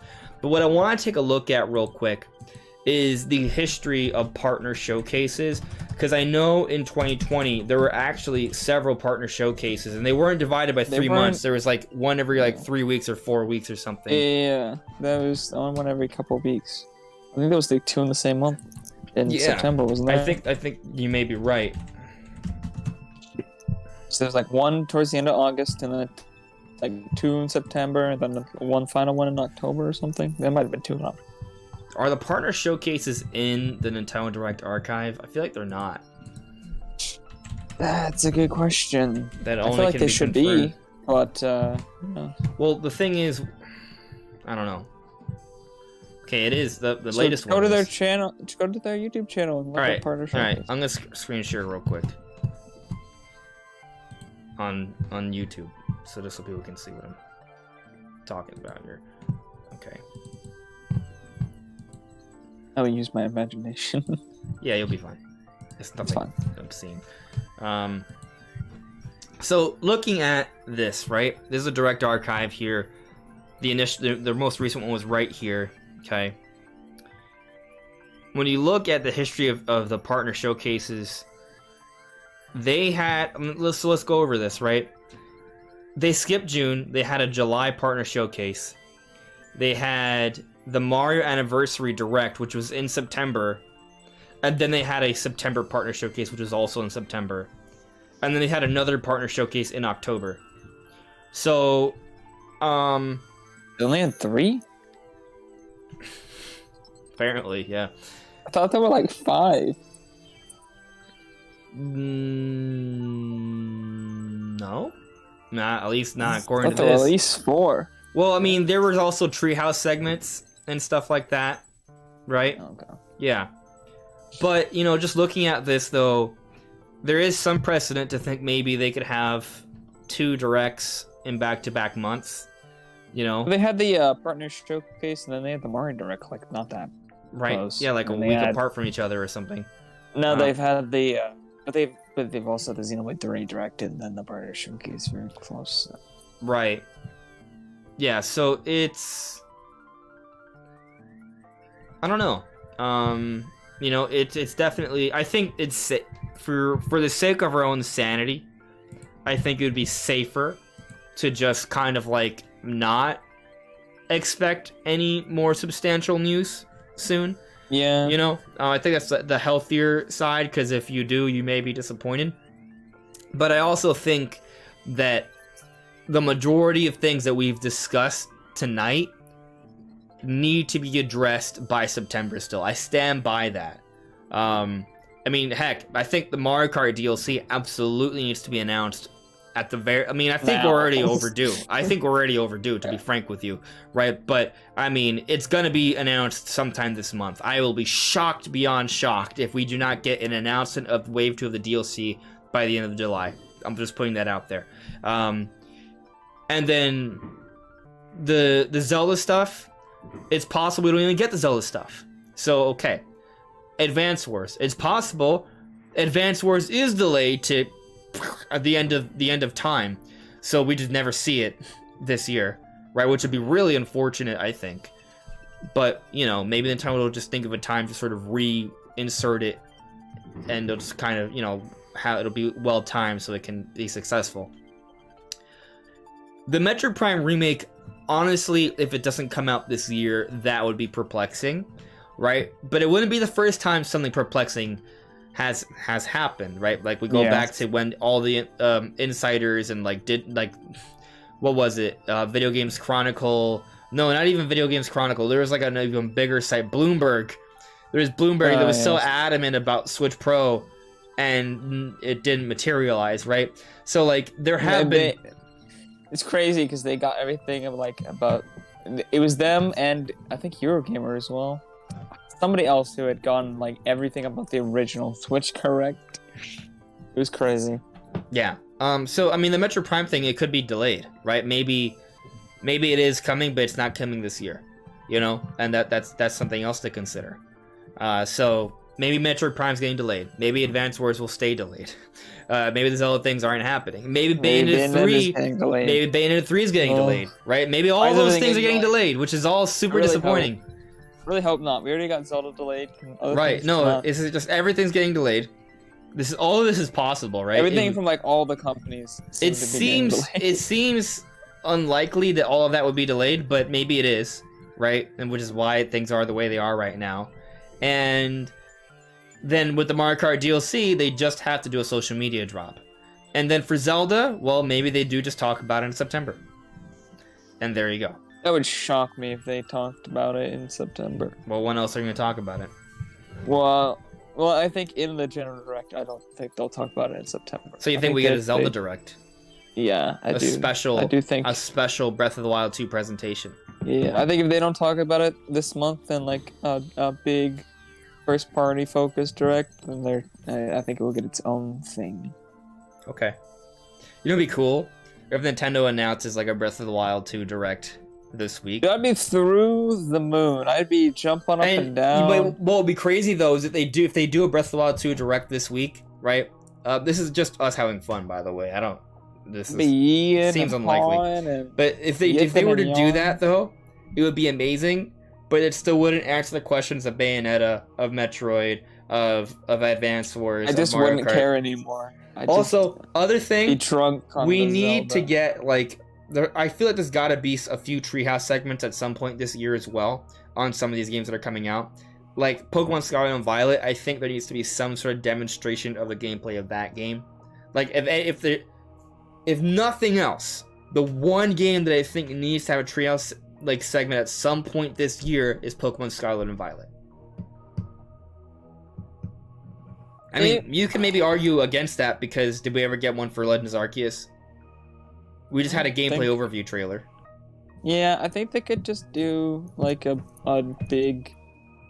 I think Pokemon Company could do their own presentation for it. Yeah. I don't think they need Treehouse to help them out there. But still, it'd be weird to not get any more Treehouse stuff. We usually get, even in 2020, we had multiple Treehouse segments. I just am still holding out hope, even though it's a low percent. I'm like 5-10% here on my hope meter that we're gonna get this first party focus Direct. I'm still holding out hope. I'm still keeping my expectations in check, but I'm holding out hope. Yeah, for sure.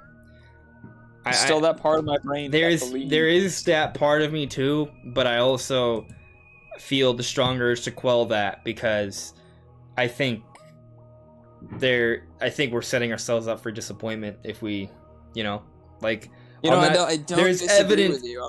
It's just like I don't disagree. As we've discussed, there's evidence here, right? Like there's definitely like material that needs to be discussed. But how that is discussed, how that is addressed, there's a myriad of ways Nintendo can handle that, right? It doesn't have to happen in our precious general Nintendo Direct. Or perhaps a new brand of Direct that may happen, but probably not in a first-party focused Direct. Like, I guess my question to you earlier, though, right, is if there is a first-party focused Direct, how would they brand that? Would they just call it Nintendo Direct? Would they call it Nintendo non-partner Direct? Right? Would they call it Nintendo Direct Big instead of Mini? The big one. Nintendo Direct the Megaton. The Super Nintendo Direct. Bullet Bill Direct. Nintendo Direct Advance. Mushroom Direct. Super honestly. Nintendo Direct. Actually, that would be pretty fly. Yo, okay, all right, hold on. This is me going to like full on like pipe dream mode. Not gonna happen. Not all expected. Barely logical. But imagine Nintendo announces relatively soon a Super Nintendo Direct. Like, that's literally what it's called. It is branded as a Super Nintendo Direct, right? And this Super Nintendo Direct, I guess in this scenario, to be somewhat reasonable, there wouldn't be too much of a third-party focus because they already did the third-party focus. And they literally just talk about everything we discussed. They make a few more announcements. Heck, maybe they have zero. Well, I'm already in pipe dream mode, right? So why not? They give us a Mario trailer for the Mario movie. And they give us a Breath of the Wild 2 blowout, and obviously they confirm Bayonetta 3 and Metroid Prime Remake, and then they even throw in a trailer for some Pokemon Scarlet gameplay, right? And it's epic, but there's more. They also talk about their plans for new hardware, and it's all combined. So the reason it's a Super Nintendo Direct, even though it doesn't have third-party stuff, is because they talk about things that go beyond just games. They talk about new hardware, they talk about the Mario movie trailer, the Mario movie itself. I thought you were just gonna say it's because they're calling it the Super Nintendo Switch. There you go. Let's throw that in there too while we're at it. Yeah. Like, you know, what if? That would be so cool. Anyway, I don't think watch this actually happen. I am no Nostradamus. The chances of that are like 1% in my mind. 1% I would say is pretty high, and I'm glad there's a chance. So yeah. I'm seeing there's this other super chat here. Looks like I missed it. Another super chat from Taker. It was actually pretty recent. Brandon's like I said, Super Nintendo Direct. Haha. Yeah, Super Nintendo Direct. It's happening. No, it's not. It's not happening at all. But how cool would that be, right? And you know, I actually think this is a good segue into our next topic. Which is going to be talking about potential new hardware based off some tidbits we've gotten from Nintendo's investor meeting, which we're going to get to in a moment. I was going to check with a few things in the chat here, and then we'll get to that. Let's see here. A guy you don't know added me. If Nintendo didn't want to brand another upcoming presentation as a Direct, perhaps they could call it a Nintendo Spotlight like they did in 2017 or something different. That's a fantastic point. That they could do something like that, Nintendo Spotlight. They did have done that before. It could be simply some sort of presentation.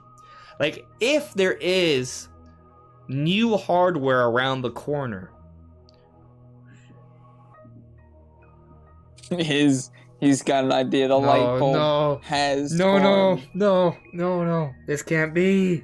He's coming up with something crazy. No. He's got a little whack. No. Be still, my heart. Be still. This makes too much sense, and it can't happen because it's one of those things where like it's too good to be true, so it's not gonna happen. But okay, all right, hit me with it. I can take it. No, I can't. Chat can take it. We're strong. I can't do it. We're strong. It's not real. It's not gonna happen. This is too good to be true. It's not gonna happen. Just say it's man. I can't. I have a responsibility to not crush the dreams of everyone. I have responsibility, you know. All right, so I'll just tell you the idea I have. Again, we're just kind of having fun right now. I do think there's some reasoning behind what I'm about to say, but I also am heavily skeptical of it actually happening. Okay, heavily skeptical. In other words, really, really doubtful. I don't think this is likely. Don't actually expect it. Don't believe it. But there is something about it that does make a lot of sense to me. All right. We're here. Yes, I'm going to do setup, right? There's going to be setup.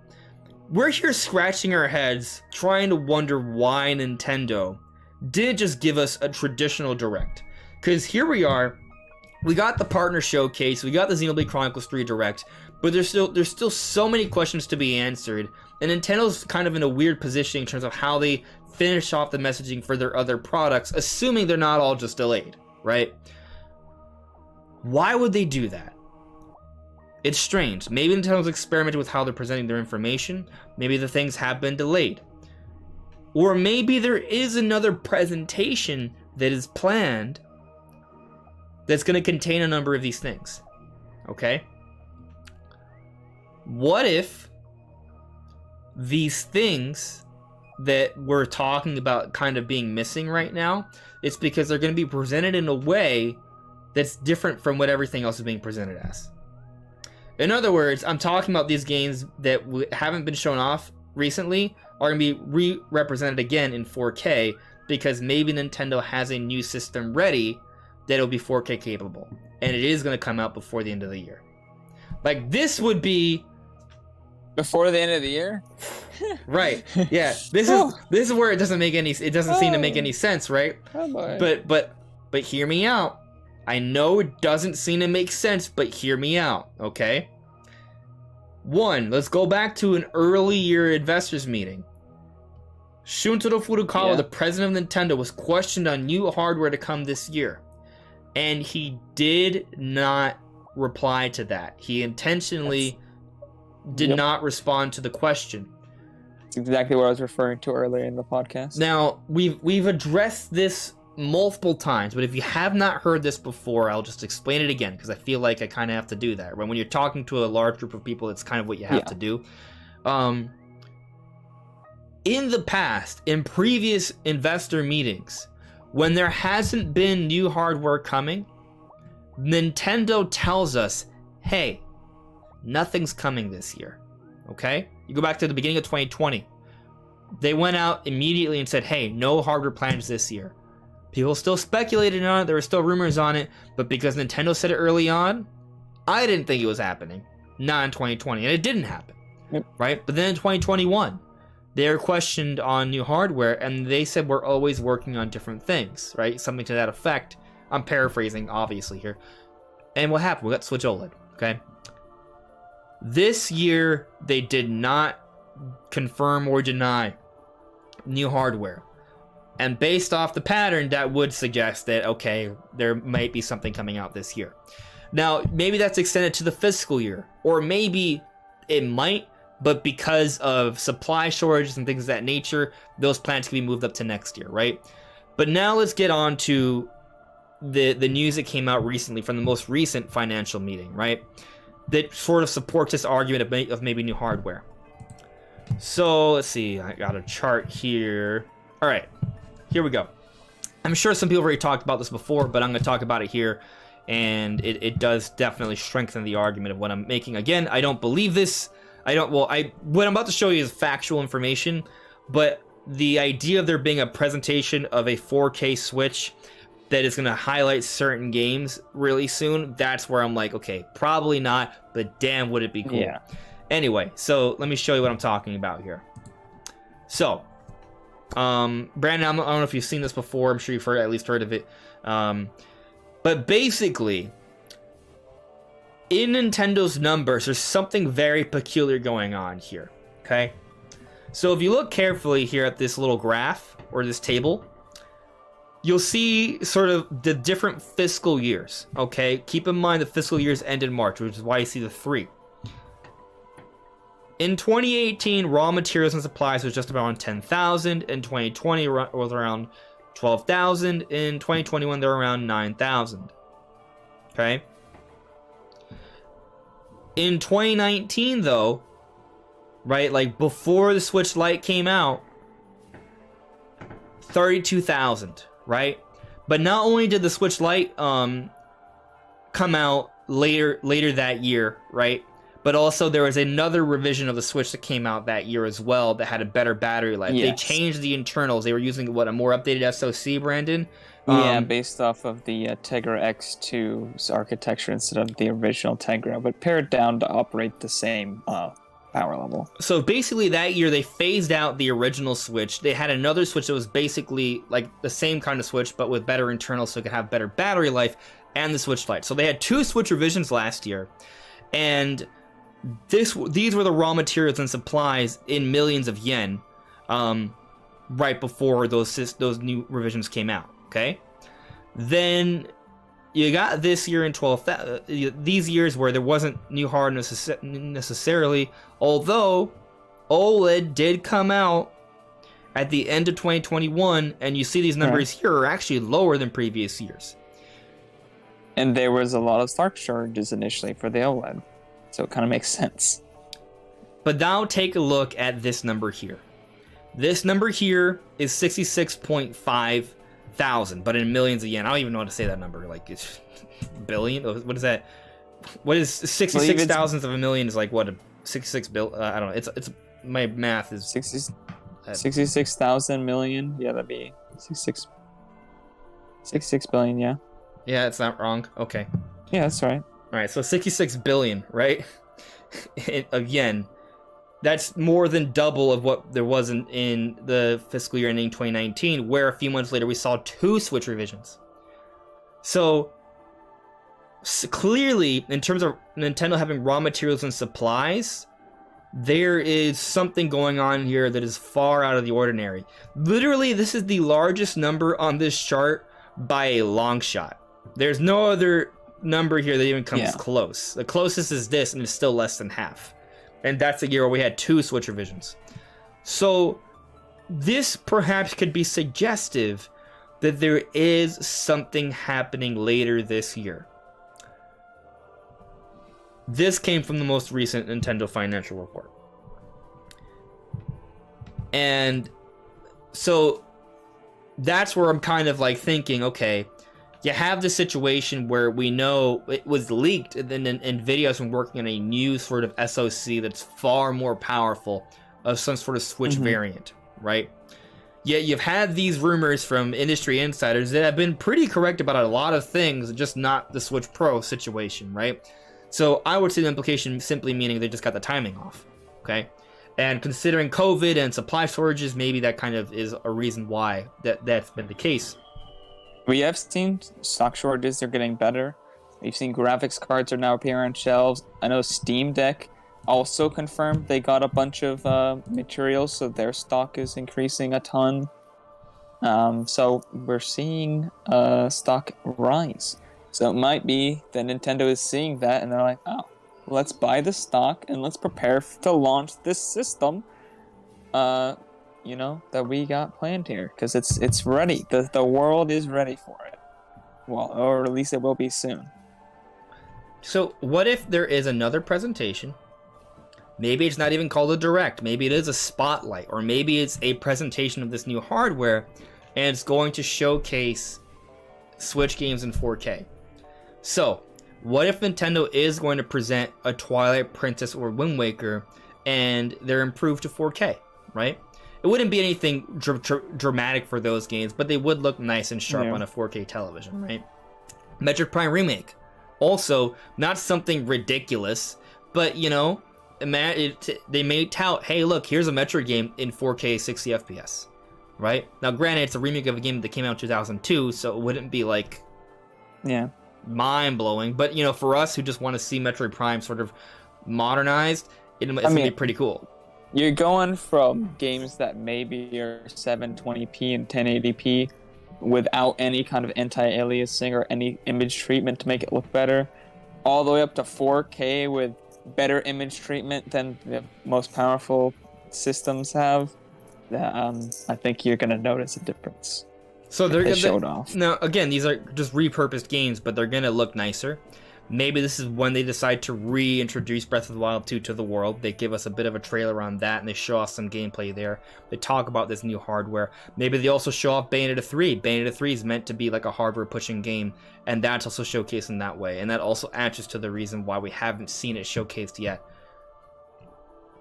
And then all of a sudden, and then also maybe they also announce a Mario Kart 8 update of it being in 4K, and that's when they're like, hey, here's the DLC. I'd like to really quickly say, to just clarify, I don't think that any system is going to come out this year. I think that is a very, very long shot. I think even something coming out next spring alongside Breath of the Wild is a long shot. I think even something coming out next holiday is not necessarily a long shot, but it isn't even close to a guarantee. I think the percentage of that is maybe, like 10%, 10 to 20. Like, we're not over here thinking that this is actually going to happen or that this has a huge amount of plausibility. We're just speculating and talking about things that maybe could be possible. Just to clarify, because I feel like we're going into some crazy things there. Thank you for reiterating that, because fact of the matter is, while I think what I'm saying does make sense, it's also totally possible that you can make anything make sense, right? Yeah, from a certain perspective.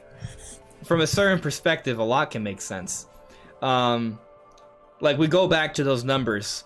Like, it could very well be the case that those raw supplies materials are that, but what are those raw supply materials, right? Like, we assume that it's for new hardware. What if it's not? What if it's just for, like, I don't know, Nintendo has a whole bunch of new water fountains in the building? I don't know. Maybe they figured there's more water in the building that their developers will work better. I'm obviously just making nonsense here, but even if it is, like, in preparation for new hardware, they could be getting this hardware ready, but it doesn't mean it comes out this year. They could be pushed up. Now, yeah. I do feel like, though, if we're seeing these numbers now, and this is reflecting preparation for new hardware, relatively soon. Yeah, I don't think I think 2024 is a little late. I do think we're probably closer than people realize. Oh, when I said 2024, did I say that earlier? I meant 2023, by the way. Just to clarify that. No. I meant 2023. Yeah. 2024, that is, like, I think we will probably see, like, there's a much higher chance. We're getting up in, like, the 50-50 there. That's a much higher chance. But 2023, that's what I'm saying is, like, maybe 10-20%. Well, I mean, it's also possible this new hardware isn't like a 4K Switch. What if it's just Switch Lite OLED? Yeah, I mean, Switch Lite OLED. I mean, they could also have something else, but I don't think they would need to. They would definitely not buy that much production for it. Yeah. Like, why would they need that many supplies for it? My thinking is that either at the end of 2023 or the end of 2024 is when we're getting the new system. I think it's one of those 2 years. And they're buying stuff now to have stock because they don't want to launch a console like the Xbox Series X and PS5 and nobody can buy it. So I think they're just getting ready. They're just planning way ahead. It is also an interesting point right now. This entire time, which is why they had barely any stock issues. Aren't we, like, looking at a scenario where it's like, and I don't want to get too political here, and I don't really understand politics that much, but I've heard people throw out the idea that we could be looking at, like, a global recession or something. Is that? I don't know if you've heard that. I know at least here in America we could be looking at, like, something of a recession. Like. Yeah, I don't know. I think we are kind of reaching somewhat of a breaking point with the economy. But as to what happens with that, I don't really want to discuss that on the podcast. Yeah, I mean, I want to shy away from politics, obviously. But I'm only bringing it up because I wonder if, like, because of these increasing costs and the challenges with the cost of living kind of going up in a lot of places, I wonder if gaming companies are going to take that into account for when they want to strike with certain products. I don't know. Because I think people have been willing to buy things. I think right now, you've seen even with the stock shortages, the PS5 and the Series X are selling so well. Like, imagine if there weren't shortages, how well they'd be selling. Like, people are still buying stuff. Animal Crossing sold $30 million. People should have been saving money, but they're not. They're spending it on entertainment. And I think, honestly, right now is probably the best time to launch it because, if anything, it's in the next couple of years when people are not going to have money to pay for stuff. So, when they can't keep maxing out their 10th credit card because they can't get approved for the 11th. That's when we'll be having trouble. Yeah. It's tough. I'm going to check in with a few things said here in the comments, and we will address one more little tidbit that came out recently, and then we'll have some closing thoughts. Sound good? I'm good. Cool. So DE Fox here added me. Thank you for modding, buddy. With the recession, the stock market will crash, and as a result, both businesses and corporations in the Commonwealth will be hurting for money. I don't know how bad things are going to get. So I am going to kind of shy away from this conversation because I don't want to get too political. It's just kind of like a quick consideration because I wonder if that can impact when companies decide to announce things because they're anticipating so not everyone will be able to buy.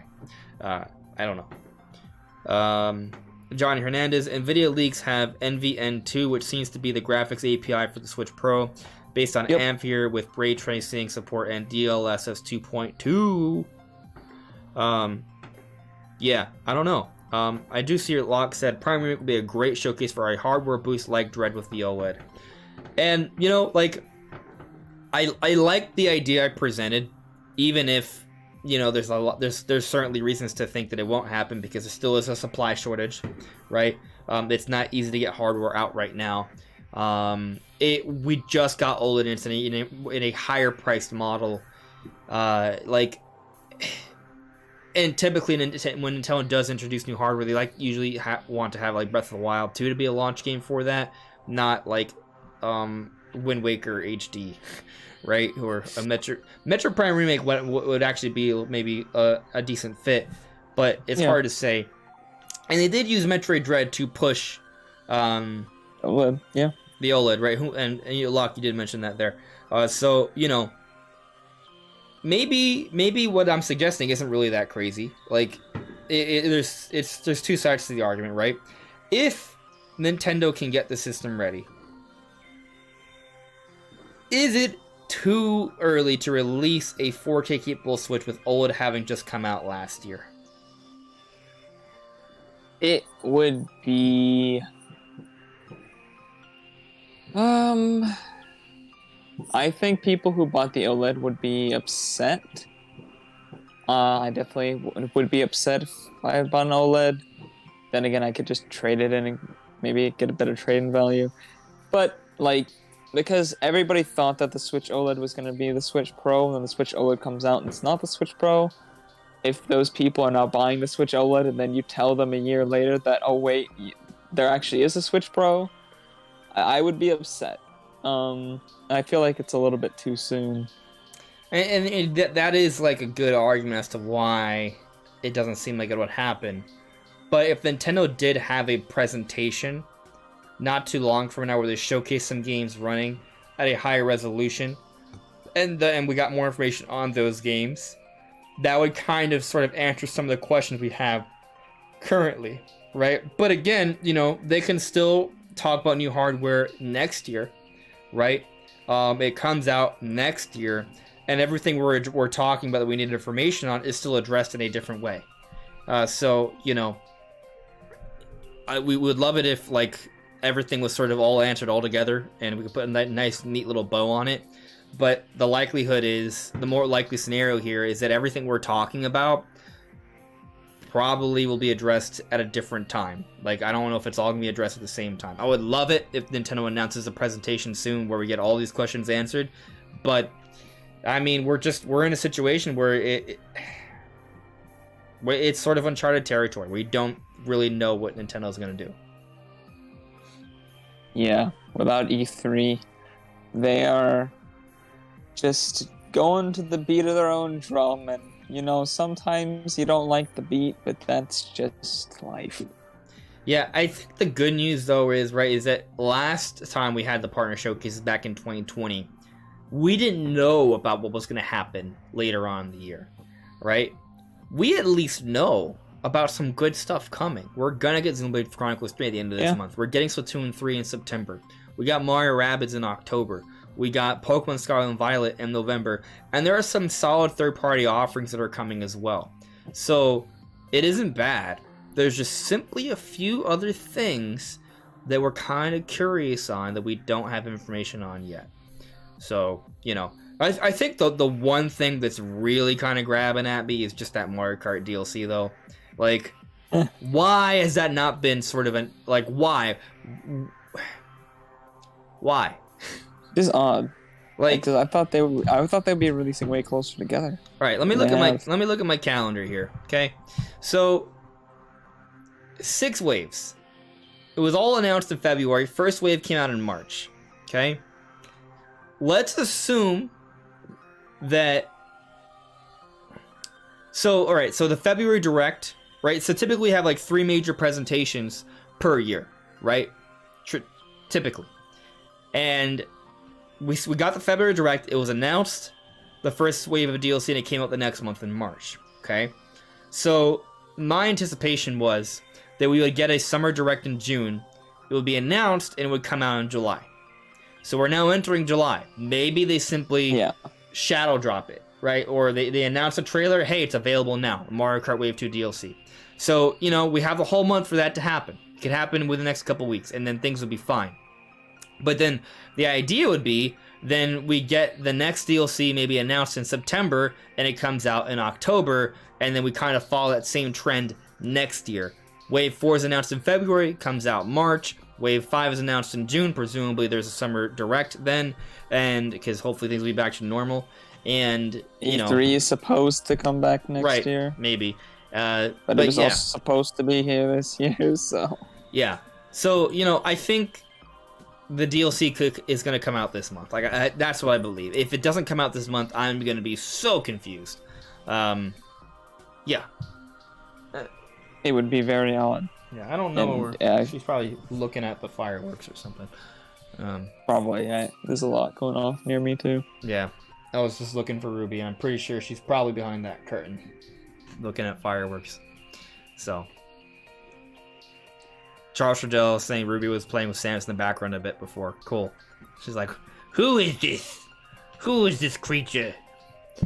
But, yeah, I think we've pretty much, you know, kind of hit the end of the topics. Oh, wait, there was one more thing I want to talk about. So, guys, while I address this final topic, put out some final comments or questions or ideas you have in the chat. We'll address them before we close things out, all right? So, let's see here. What do I got? Oh, I got nothing. I lied. No, basically, I had an article pulled up. Alright, so basically someone spent like $40,000 just so they can ask on Nintendo stock so they can be a part of the investors, a shareholder meeting, and they wanted and they asked about F-Zero. Yeah, I heard there was actually some good questions during the investors meeting. Right, and so he really wanted to ask that question, and after asking about F-Zero, this is what they said. It's realistically difficult to develop new titles and remakes, including sequels for every Nintendo game that people request. But we are grateful and appreciate the expectations our fans have for our games. So that's pretty much it. Like, yeah. It's a non-answer. It's kind of a non-answer. But, you know, I do think... So there is something else that was said. We cannot tell if there are any plans for future remakes of any specific game, but during development we are always thinking about various possibilities that players can enjoy. Interestingly, there is a remake that I think is about to be announced. We've talked, it's the Metroid Prime remake. Like, we think that that's probably going to be announced soon. So, you know, in reference to F-Zero, I don't think... It's just going to be one of those things where, like, one random day, Nintendo's going to announce F-Zero. Like, I mean, it's going to show up in a direct. One day there's going to be a general direct, and Nintendo's going to announce F-Zero, and people are going to flip their shit, and it's going to be amazing. Yep, then it's going to explode. But when will that day be? Will it be in September? Will it be this week? Because Nintendo will have a direct. Will it be next year or 5 years from now? That I don't know. But me, a Metroid fan, but also an F-Zero fan, I'm gonna wait, because my day will come. I will again get to enjoy F-Zero the same way that investor who invested over $40,000. Clearly, he's dedicated. Clearly. One day, F-Zero will come to a modern generation Nintendo system, and he will play that F-Zero, and he will enjoy it, and he probably will cry. But when it launches the Switch 3. Switch 3 in 2033. The launch game of F-Zero. What would they call it? F-Zero 2033, just because. I don't know. Maybe it'll be a situation where Nintendo's gonna have like this ride planned for the Nintendo park, and they'll line up the release of a new F-Zero with that park. I mean, with that park ride. Well, if they ever announce plans for an F-Zero expansion, that's the day. That's the day, you know, they're gonna make a new game. You know what's obscene? There's actually like pretty much boundless potential for the Super Nintendo park. Like the only limitation is space. It's crazy. Like they could have a whole park of F-Zero. So just Mario at the beginning and didn't incorporate more of their IPs. I thought that's what I thought when like I heard like because they don't. It's not called like Super Mario Park. It's called the Super Nintendo Park or whatever. Like, why is it only Mario? So let's tackle this concept for a second, right? Like they had like this watch thing you would think you wear, and it has like a coin system. I don't understand the full specifics of it. Yeah. You can do different things, and you can like punch the bricks and activate different puzzles. Yeah, there's an interactivity with the actual park, which is really cool. I thought that was really cool. Yeah. But they can expand upon this, right? So let's say one day in the golden age of F-Zero fans, there is an amazing F-Zero game that so many people are enjoying. And they also decide to have a park expansion here. And envision this park kind of being like a sort of like futuristic kind of like space city with space bar environment. Like, you know how in F-Zero GX... All I'm thinking of is the arcade from the original Toy Story. Interesting. That's the thing that popped into my mind. So, you know in Star Wars episode... The first, technically episode 1, but it's episode 1? But it's the first of the second trilogy, right? You mean episode 4 then? No, wait. It's so confusing. In terms of release timing... it's not. It's not confusing if you call it by the episode number. It's not confusing. Okay, well, yeah, I do mean episode 1, though. You mean Phantom Menace? That's episode 1. Then I think I mean episode 2. You mean episode 4. No, I think I mean episode 2, the Clone Wars. Oh, yeah, you mean 2. Because I think there's a scene where they're like in the city and they go into like it's either 1 or 2, but they go into the city and they have cities in 2. They're like flying around. But they're like exploring like some space bars and stuff like that. Yeah, right? That's 2. Like so they're trying to chase down the bounty hunter. Right. So imagine an environment like that, or I mean, let's literally just go to the source material F-Zero. In F-Zero GX, part of 2. In F-Zero GX, there's like a story mission where you accept a local tournament, but you see the invitation for the tournament at a space bar, right? Like I call it space bar, but it's a bar. It's a bar, but it's in F-Zero GX. Oh, I never played the F-Zero GX. Anyway, some of you watching probably know what I'm talking about. Just imagine that the F-Zero section, it's sort of modeled into sort of like a... If you don't know what F-Zero is, imagine like a Star Wars like downtown sort of like space city that has a few like futuristic bars, has a few futuristic areas. Imagine that as like the F-Zero section, and there is a part where you sign up for a tournament to go into a Grand Prix and you do like an epic F-Zero race. Like that would be the F-Zero section. It doesn't have to be major, this could be like a couple stops. Could be a space bar, space restaurant, a couple little booths.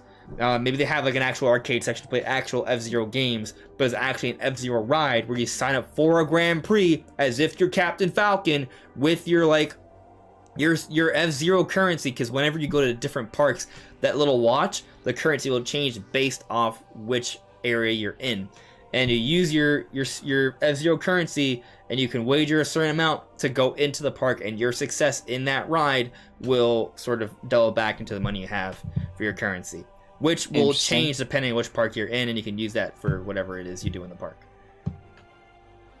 That'd be really cool. And imagine if you're in a Zelda park, that currency changes to rupees, obviously, right? Obviously, yes. Yeah. Obviously. Man, there's just boundless potential. Boundless potential. Like, imagine if there's a Zelda park, there's like actually like a mountain you climb, there's like a dungeon there, and you can actually like traverse a dungeon and you fight a boss as the ride. Wonder how that would work.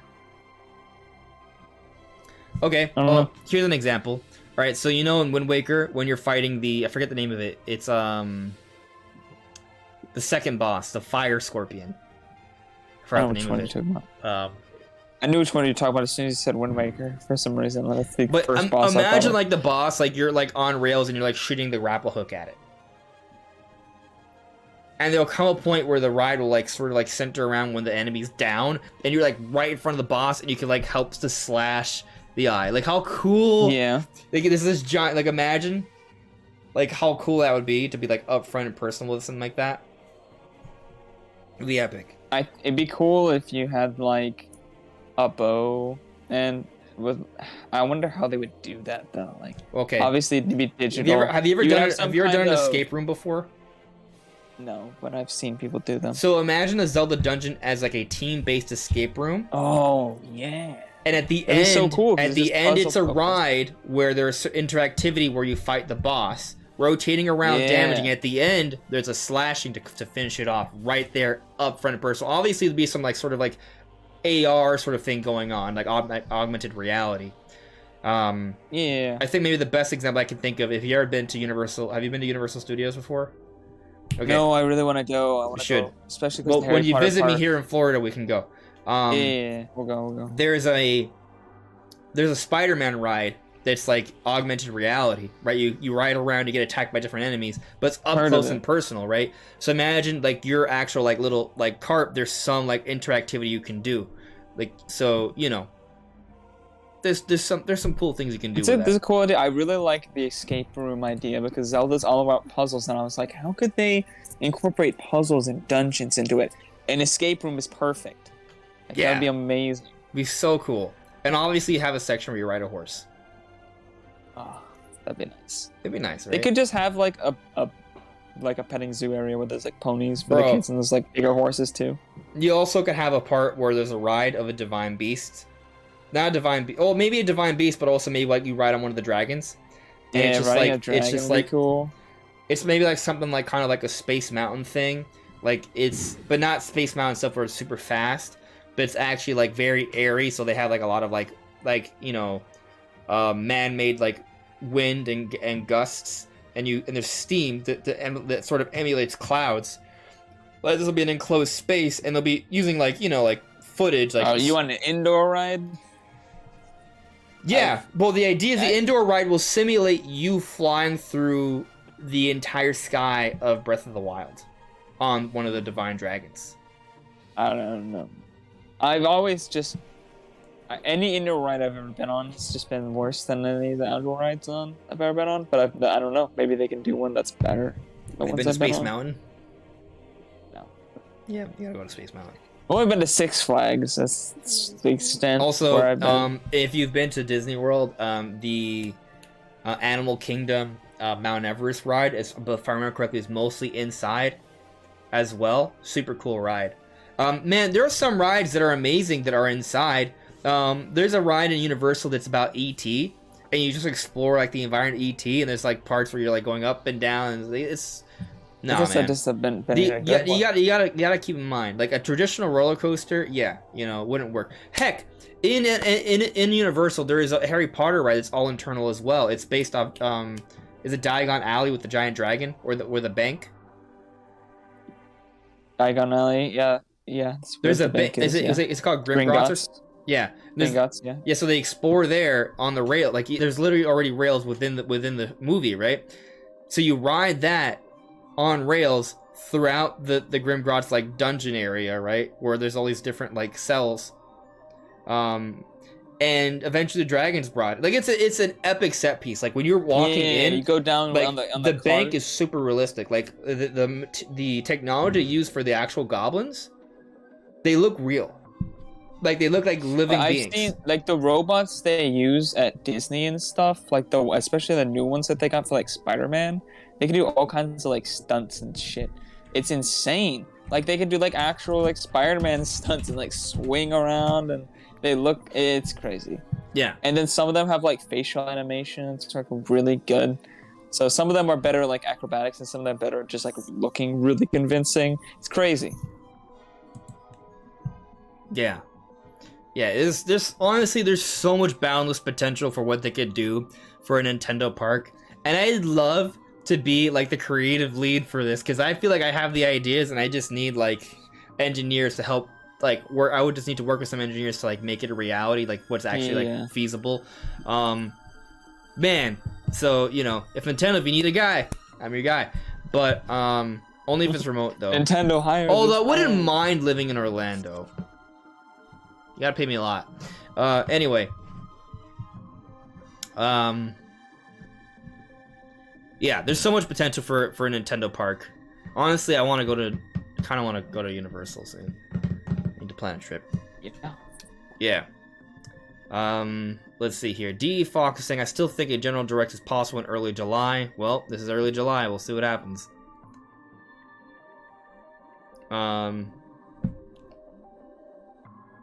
Yeah. Anyways, I think, to kind of close things out, I would love to get answers to the questions we've presented in this discussion. And obviously, eventually, they will come. Will they come in a July Nintendo Direct? Oh, that would be amazing. But I feel like, odds are we're not going to get another Direct immediately after a partner showcase. We haven't really seen that before.